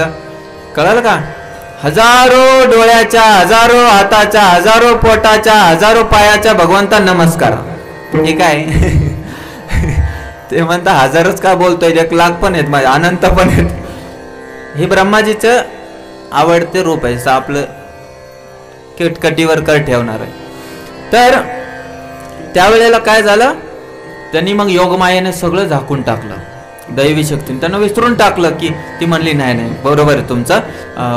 नंद महाराजांना म्हणली नाही बाळच आहे म्हणे, मलाच काहीतरी झालं असेल म्हणे. आजकाल माझं ना टेन्शन फार वाढलेलं आहे, दासी बरोबर काम करणार बरोबर लोणी काढणार या, त्यामुळे हे कधी कधी बाहेर चाललंय, दुसऱ्याच्या इथं जाताना त्या मग तक्रार घेऊन येतात. मग एक दिवस ते कशी सुरुवात झाली लोणी चोरण्याची, बघा चोरी सुद्धा या जगात त्यांनी सुरू केलेली. त्या आपले तनसुका मनसुका जे काही श्रीरामा अर्जुन तो कृष्ण सुबल त्यांना काय म्हटले भगवंत, अरे तुम्ही फार पातळ झाले, उद्या जर कंसाचा एखादा राक्षस आला तर तुम्हाला काहीच करता येणार नाही, ते तुमच्या 10-15 जणांना एकटाच उचलून नेईल ना, थोडं खाऊन पिऊन एकदम दणकट बना.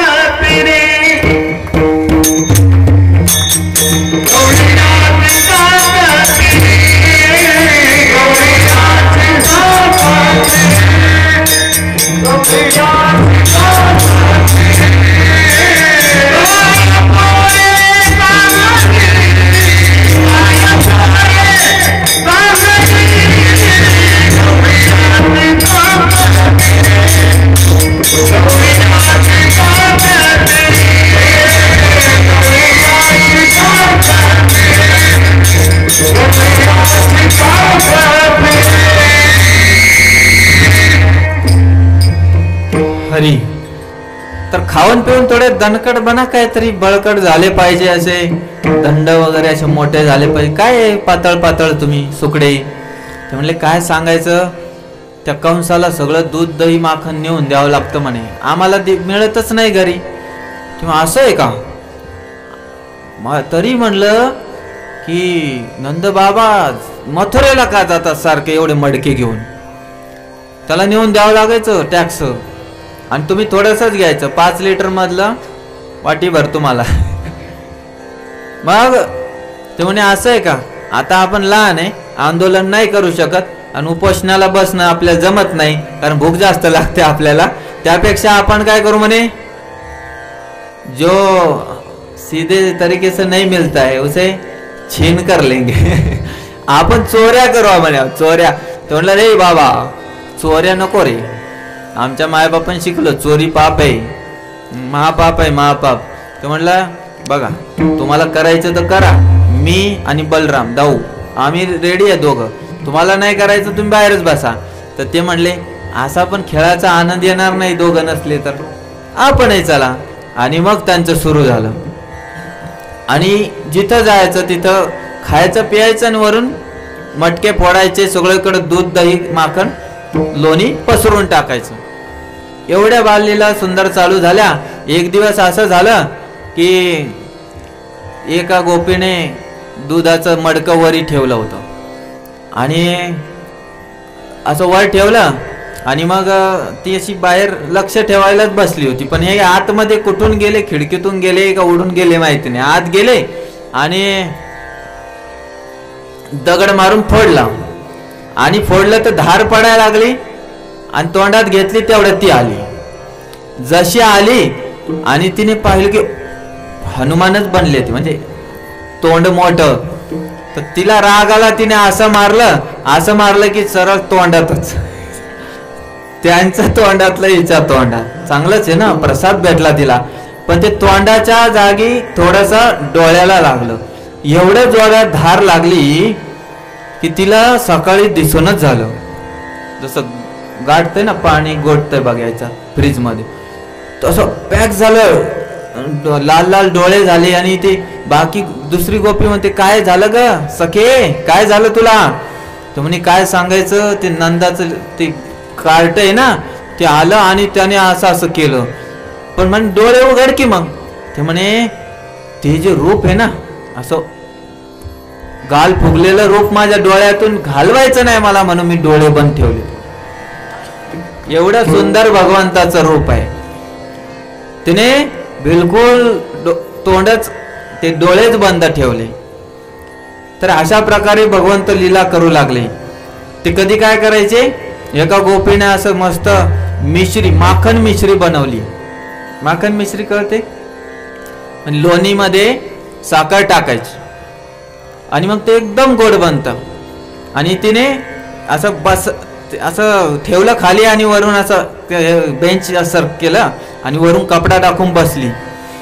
आणि हे आलं की तिथं आल्या आल्याच ती म्हणली, रस्ता चुकलाय, चल निघ, आज तुझी खैर नाही आहे, मी तयारच आहे.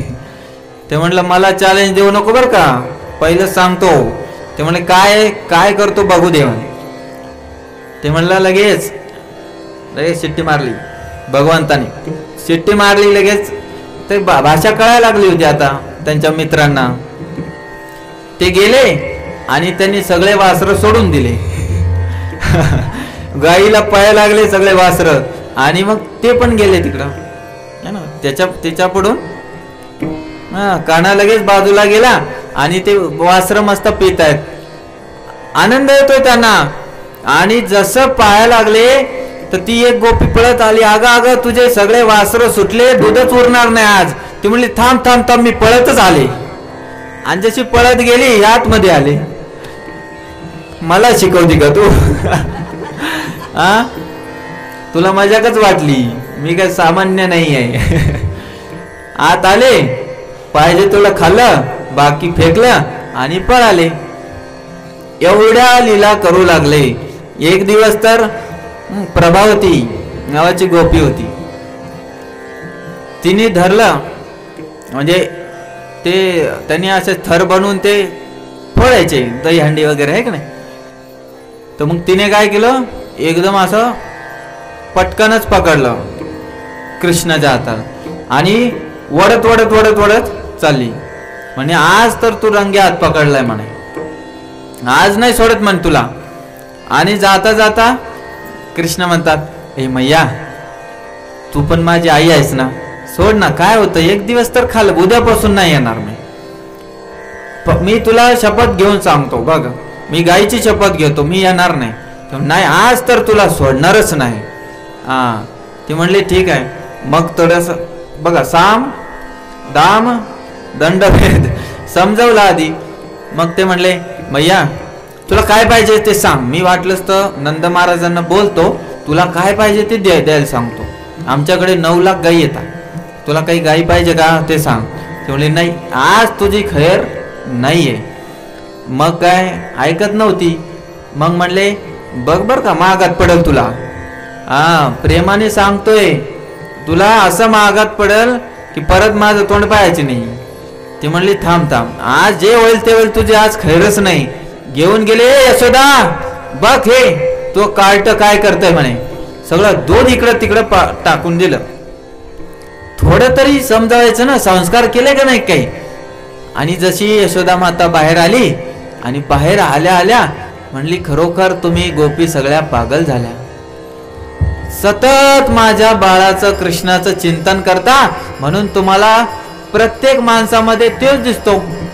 अरे तुला एवढं तर भान पाहिजे, नवऱ्याचा हात नसतो पकडायचा. नवऱ्याला घेऊन आली. ती म्हणली काय बोलते, बघ बघ तुझंच हे, पुढं केलं, नवरा पुढं केला आणि ते तिकडून मागून यशोदाच्या पुढं आलं. बाई बाई बाई बाई हे काय झालंय. अरे थोडं तरी, अरे तू काय. आणि मग काय, रात्रीला झोपले असताना नवऱ्याची तिची केसच बांधली, सुटनाच. मग सोडता सुटना, निसते या गल्लीतून त्या गल्लीत, हा ते वळतो ते वळती. हा कधी कधी एवढे नटखट झाले होते, एवढे नटखट झाले, तुम्ही माणसाला काय भगवंत आहे का, पण भगवंतांच्या लीला मधुर असतात.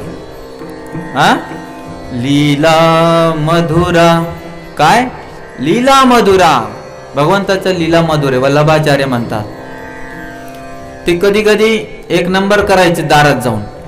सकाळी उठले, दार उघडलं की महासागर खाऱ्या पाण्याचा.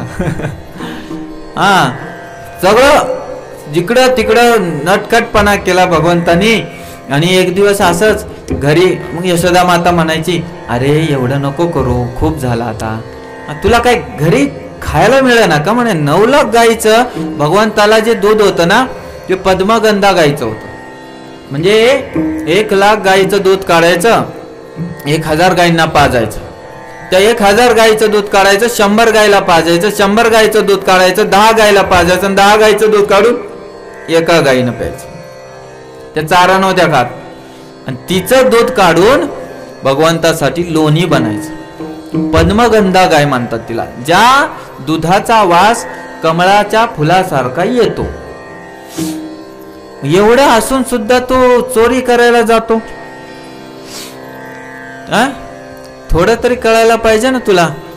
मग असं भरपूर धमकी वगैरे देऊ लागली यशोदा मैया. तर भगवंत काय म्हणतात, मैया मोरी मैं नहीं माखन खायो, मैया मोरी मैं नहीं माखन खायो, मैया मोरी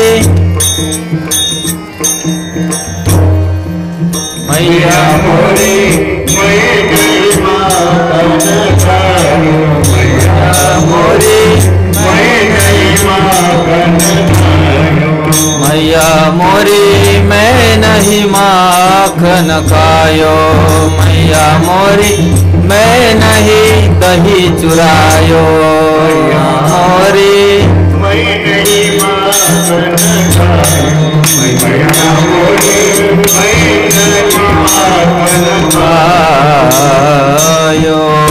ए मैया मैं नहीं माखन खायो, याचा डबल अर्थ होतो. मैं नहीं माखन खायो मैं नहीं माखन खायो. तर ती म्हणायची काय म्हणतो, किती लोक येत आहेत तक्रारी घेऊन, सगळ्या गोपीच गोपी, तुझ्या सगळ्या पूर्ण गोकुळात तुझ्याच नावाचा डंका वाजतोय.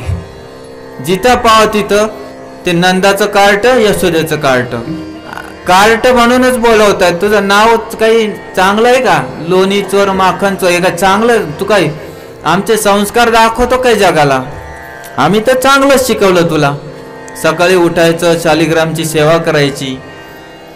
नंद महाराजांना तू सकाळी फुलं देतो आणि दुपारी तक्रारी घेऊन येतो, हे काय चांगलं आहे का? तर ते म्हणले बघ मैया, पहिलंच तर ते दाऊदादाने डोकं खाल्लं होतं माझं. म्हणे की त्याला यात्रेतून उचलून आणलंय, विकत घेऊन आणलंय, मी काळा आहे आणि ते गोरा आहे, है ना. तेव्हा मग असं चांगलं नाही म्हणे. तुम्ही अत्याचार करतात बाळावर सगळे मिळून. तुम्ही मला, मी आता हळूहळू वासरं सांभाळायला जातो, गायी सांभाळायचं माझी इच्छा आहे, मी तुमची किती सेवा करतो म्हणे. एवढ्या 12 वनामध्ये फिरायला लागणार म्हणे मी, आणि एवढी सेवा करणार. थोडंफार तरी समजून घ्यायचं ना, मी कुठे असं चोरी केली आहे, हे खोटा खोटा आरोप करतात माझ्यावर.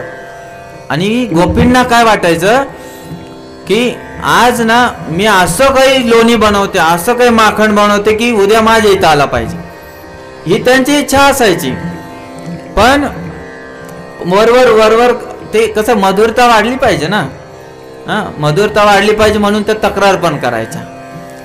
तर ते काय म्हणले, या खोटारड्या आहेत सगळ्या, या गोपी खोट्या येतात. ह्याच मला कधी कधी म्हणतात, ये ये ये रस्त्यानं चाललं म्हणे, ये आत ये, बघ बघ वाटीत. असं मला ते पांढरं पाहिले की वाटतं जाऊन झपटावं लगेच. आणि मग म्हणतात हा नाच आता. मग थोडं मला असं नाचावं लागतं म्हणे बाईसारखं. कधी कधी असं घोंगड घालतात मला, आणि मी तुला सांगत नाही, आणि आता मी ते सांगितलं नाही, यांनी येऊन सांगितलं म्हणे तुम्हाला. तक्रार करतात फुकट पाकट. मी काय करतो म्हणे, भोर भयो गयन के पाचे, मधुवन मोहे बठायो. काय, भोर भयो गयन के पाचे, सकाळ झाली की मी काय करतो, गाईच्या मागे फिरतो म्हणे. तू सांगते जा, मी जातो. मी कुठे यांच्या इथं लोणी चोरायला मोकळाय म्हणे. मला पाठवून देतात तुम्ही लोक. मधुवनात जातो, कधी इकडे जातो, तिकडे जातो. गायींच्या मागे मला जावं लागतं. हे म्हणतात तक्रार कर, लोणी चोरतो. ही कसली तक्रार झाली? यांच्याकडे कोणत्या प्रकारचं माझ्या काय पुरावा आहे? यांच्याकडं काही पुरावाच नसतो. म्हणता आम्ही पाहिलंय. मग खोटं तरी बोलू शकतात ना हे. भोर भयो गयन के पाचे, भोर भयो गयन के पाचे, मधुवन मोहि पठायो, मधुवन मोहि पठायो। चार प्रहर वंशी वट भटक्यो, चार प्रहर वंशी वट भटक्यो, सांझ परे घर आयो, सांझ परे घर आयो। मैया मोरी मैं नहीं माखन खायो, मैया मोरी मैं नहीं माखन, मी कुठे माखन खाल्लं म्हणे, कसलं लोणी चोरलं।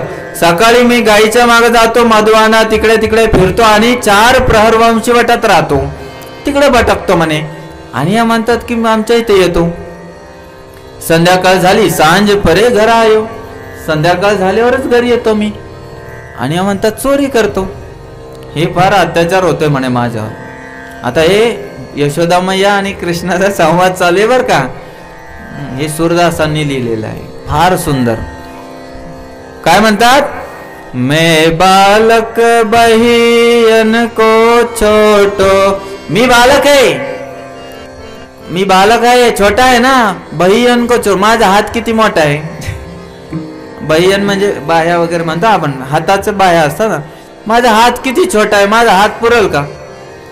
ते एवढं वर मटके ठेवतात, माझा हातच पुरत नाही तिथं। आणि मग काय म्हणतात, छिको की निविधी पायो, मी कोणत्या विधीने कोणत्या पद्धतीने मग ते शिंक खाली घेऊ सांग बरं, काही पण कुठेही काय बोलायचं। ग्वाल बाल सब बैर परे है, ग्वाल बाल सब बैर परे है, बर बस मुक लपटायो। हे काय करतात म्हणे, हे जे ग्वालबाल झाले ना, माहित आहे मला, मी एकदा गेलो होतो म्हणे यांच्या सोबत, हे चोरी करतात आणि मी सोबत गेलो।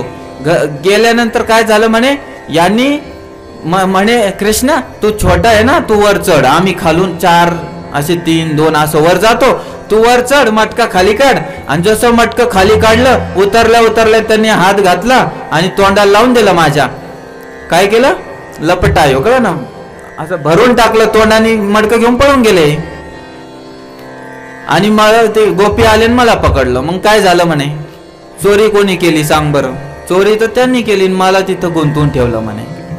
हे चांगलं नाही म्हणे, किती काय करतो मी तुझ्यासाठी, तुला एवढं तरी कळायचं। आई, तू आई आहेस ना, तू कोण आहे, आई आहे, बाळावर विश्वास कोण ठेवायचा असतो, आईने। आता ते तर दुसऱ्या घरचे आहे ना, तुला तेवढं तरी कळायला पाहिजे, दुसऱ्या घरच्याचं तू ऐकते जास्त, कशामुळं, तू जननी मन की अति भोरी, तू जननी मन की अति भोरी, इनके कहे पतियायो, जिय तेरे कौ भेद उपजी है, जिय तेरे कछु भेद उपजी है, दानी परा जानी परायो जायो, मैया मोरी मैं नहीं माखन खायो, मैया मोरी मैं नहीं माखन खायो। तो जननी मन की अति भोरी, तो आई आहे ना, मनाची फारच भोळी आहे म्हणे। कोणी येताना सांगून जाते, तुझे कान भरते, तू ऐकती माझ्यावरच चढती, हे काय चांगलं आहे का म्हणे। हा, तुझं दुसऱ्याचं सांगणं चांगलं नाही। आणि लक्षात घे म्हणे, जिय तेरे कछु भेद उपजी है, तुझ्या मनात काहीतरी खटकतंय माझ्याबद्दल। मला वाटतच होतं आजपर्यंत, बलराम दादा तर म्हणले, पण आता तुझ्या पण मनात आले, मी नको नको झालोय आता, है ना। त्यामुळे आजकाल तू तक्रारी ऐकायला लागली। सुरुवातीला म्हणायचे की हे गोपींना तुम्हाला काय कळत नाही, जा, आमचं काना काय असा वागतो का म्हणे, पण म्हणे तुझ्या मनात भेद आला म्हणून जानी परायो जायो, तू आता मला पराय पराय केलंय म्हणे, दूर दूर करायला लागली, मला कळालं। मग शेवटी काय म्हणतात सूरदासजी, यहले अपनी लकोटी कमरिया. गे आत गेले घरात आणि कमरेला बांधायचं जे असतं ना गायीची छडी आणि कमरेला बांधायचं ते शिंग वगैरे असतं एक, ते सगळं घेऊन आले. हे घे तुझ्या गायी आणि तू, आजपासून तुझी नोकरी सोडली. नाही बस झाला आता. आजपर्यंत तुम्ही मी भरपूर काय केलं तुमच्यासाठी. यहले अपनी लकोटी कमरिया बहुत ही नाच नचायो. तू खूप नाच नचवलाय मला. जाय या गाई माग जाय, या वासरा माग जाय, याच्या इथं जाय, ते आण ते. अरे मी किती काय केलं ते विसरलंय का तुम्ही.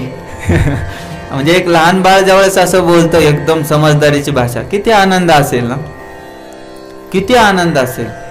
आपलं बाळ नेमकं पाळण्यात आलं नुसतं म्हणतं पा, तो आईला लय आनंद होतो. पाणी मागितलं, पप्पाला वाटतं पप्पा म्हणला, आणि मामाला वाटतं यांनी काही पैसे मागितलेत. एका पचा किती अर्थ घेतात कळालं का. प्रत्येक जण वेगळा वेगळा अर्थ घेतो, पण भगवंत तर सरळ म्हणतात. आणि एवढं ऐकून काय झालं, यशोदा मातेच्या डोळ्यात पाणी आलं आणि तिने त्याला कसून गळ्याला लावलं. है ना, असं कसून गळ्याला लावलं. म्हणली नाही नाही बाळा, असं नाही, तुला मी माझंच समजते. मी तुला सांगते, जर पुन्हा असं कोणी म्हणलं ना तर त्याची मी खैर करणार नाही म्हणे. मला येऊन सांग. अशा सुंदर सुंदर लीला भगवंत करू लागले. त्यांनी भरपूर लीला केल्या. त्यांनी दामोदर लीला केली. त्यानंतर दिवाळीच्या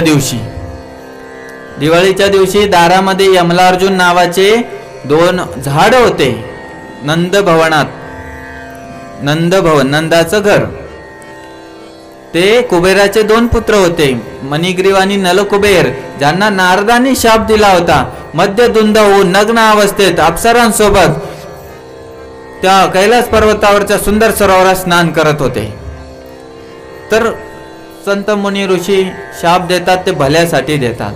त्यांनी शाप दिला आणि मग त्यांनी ज्यावेळेस शरणागती घेतली की बाबा कृपया करून आम्हाला क्षमा करा, आम्ही याच्या पुढे असं काही करणार नाही, तर ते म्हटले ठीक आहे, तुमचा उद्धार भगवंत करतील.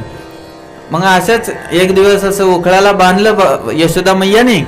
का बांधलं, फार नटखटपणा करतो, हा दूर जाऊ नये म्हणून ते बांधून ठेवलं. माझ्या पहिल्या कथेत मी असं गोकुळाचं भरपूर वर्णन केलं, मे बी तुम्ही ऐकलं असेल नसेल. बलराम येतात, ओरडतात, ए माझ्या भावाला कोणी बांधलं माहितीये का, तो साक्षात नारायण आहे, मी शेष आहे. यशोदा मैया चमचा घेऊन लंबा चमचा घेऊन घरातून आली. म्हणली कोण शेष आणि कोण नारायण आहे बघू दे. शेष पळाला ना रस्त्याने. हा इथे कोण नाही म्हणे, इथं फक्त 2च आहेत माझे मुलं. ही वात्सल्य भाव आहे.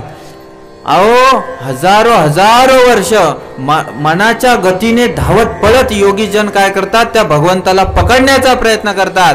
वेद सुद्धा म्हणतात की नेती नेती आम्हाला जमत नाही. त्या भगवंताला बांधून टाकण्याची ताकद फक्त त्या भक्तामध्येच असू शकते. एकच भक्त, बाकी कोण नाही. ज्ञानी योगी कर्मी अष्टांग योगी ते तडफडत पडतात ते हिमालयात. पण इथे थर थर कापत होता. आवली ज्यावेळेस दूध गरम करून घेऊन थर थर कापत होता. जगन्नाथ जगाचा नाथ हालायला लागला.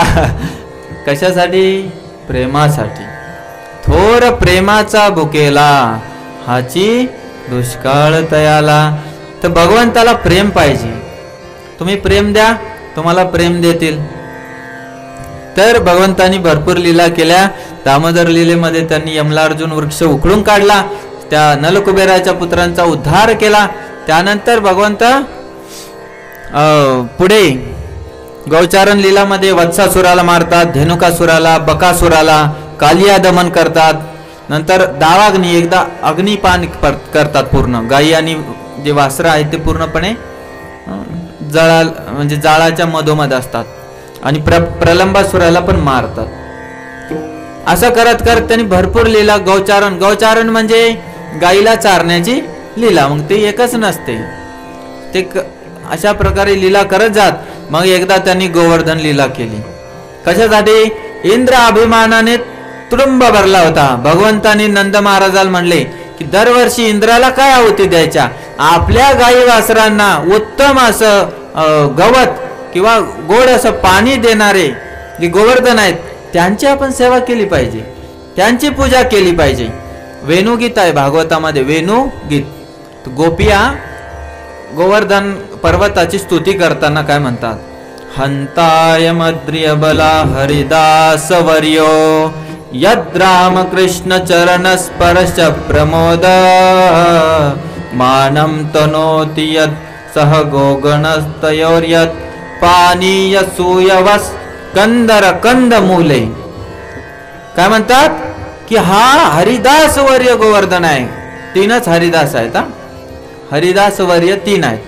बाकी सगळे आपण हरिदास आहे, बरेच हरिदास आहे, काय कमी भक्तांची संख्या नाही हरींच्या, पण 3 मुख्य आहेत. एक उद्धव, दुसरे युधिष्ठिर महाराज पांडवांचे थोरले भाऊ आणि तिसरे गोवर्धन. तर हे हरिदास वर्य आहे म्हणे. यांनी काय केलं, यद राम कृष्ण चरण स्पर्श प्रमोद. याच्यावर दररोज राम आणि कृष्ण, राम म्हणजे बलराम, कळलं, बलराम आणि कृष्णाचे चरण याला लागायचे. हा हर्ष उल्हासित व्हायचा, कारण भगवंताचे चरण त्याला प्राप्त व्हायचे. तर मग त्यावेळेला हा काय करायचा, त्यांची सेवा म्हणून गाईला सुंदर कंदमुळं द्यायचा, ते गवत द्यायचा, खायला कंदमुळं द्यायचा, सुंदर गोड गोड पाणी द्यायचा. असा हा गोवर्धन आहे. आणि मग त्यामुळं ऋण फेडण्यासाठी भगवंत काय करतात, एकदा इंद्र वर्षाव करतो आणि मग भरपूर अशा प्रकारचं वृंदावन वाहून जाण्याऐवजी भगवंत म्हणतात थोडं थांबा, तुम्ही माझी गोष्ट ऐकली ना, मी तुमची गोष्ट ऐकतो. तुम्ही इंद्राची पूजा थांबवली, गोवर्धनची केली, आता मी तुमची सेवा करायला तयार आहे. लगेच त्यांनी गोवर्धन उचलला आणि भगवंत गिरिराज गोवर्धनधारी झाले. गिरिराज गोवर्धनधारी भगवान की, गोपाळ कृष्ण भगवान की जय. भगवंतानी गोवर्धन उचलला. 7 दिवस 7 रात्री सुंदर असं भगवंताचं सारखं दर्शन केलं सगळ्यांनी. त्याच्यात पण तुम्हाला एका मिनिटात शेवटचं सांगतो, भगवंत सुद्धा शक्ती राधा राणीकडून घेता. मी म्हणलं ना, भागवत हे श्रीमत शिवाय पूर्ण होत नाही. तसा भगवंत असं एकदम असं वाकडत हे केलं त्याने, आणि अशी कोपऱ्यात राधा राणी उभी होती. असे बघत कंटिन्युअस सगळे लोक त्यांच्याकडे बघतात, ते तिच्याकडून शक्ती घेतात. कळलं, ही भगवंताची आल्हादिनी शक्ती राधा राणी आहे. म्हणून आपण शेवटी थोडं कीर्तन करू 1-2 मिनिटांमध्ये. जय जय राधे जय जय श्याम, जय जय श्री वृंदावन धाम, जय जय राधे जय जय,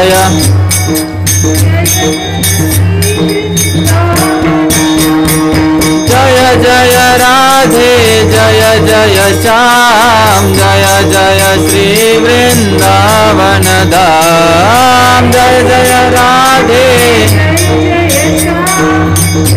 इको दा थोड़ा, इको इको. जय जय राधे जय जय श्याम, जय जय श्री वृंदावन धाम, जय जय राधे जय जय श्री वृंदावन, जय जय राधे जय जय श्याम, जय जय श्री बरसाना धाम, जय जय राधे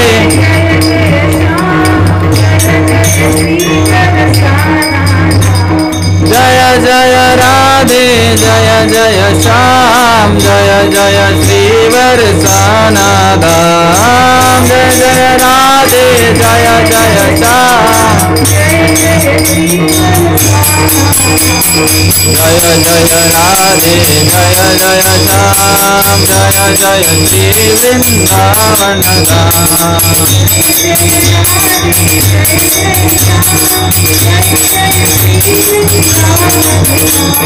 वृंदावन राम जय वृंदावन धाम, वृंदावन धाम जय वृंदावन धाम, वृंदावन धाम जय वृंदावन गोकुल धाम जय गोकुल धाम, गोकुल धाम जय गोकुल धाम, गोकुल धाम जय गोकुल धाम, बरसाना धाम जय बरसाना धाम, बरसाना धाम जय बरसाना धाम, बरसाना धाम जय बरसाना धाम, जय जय राधे जय जय श्याम, जय जय श्री वृंदावन धाम, जय जय राधे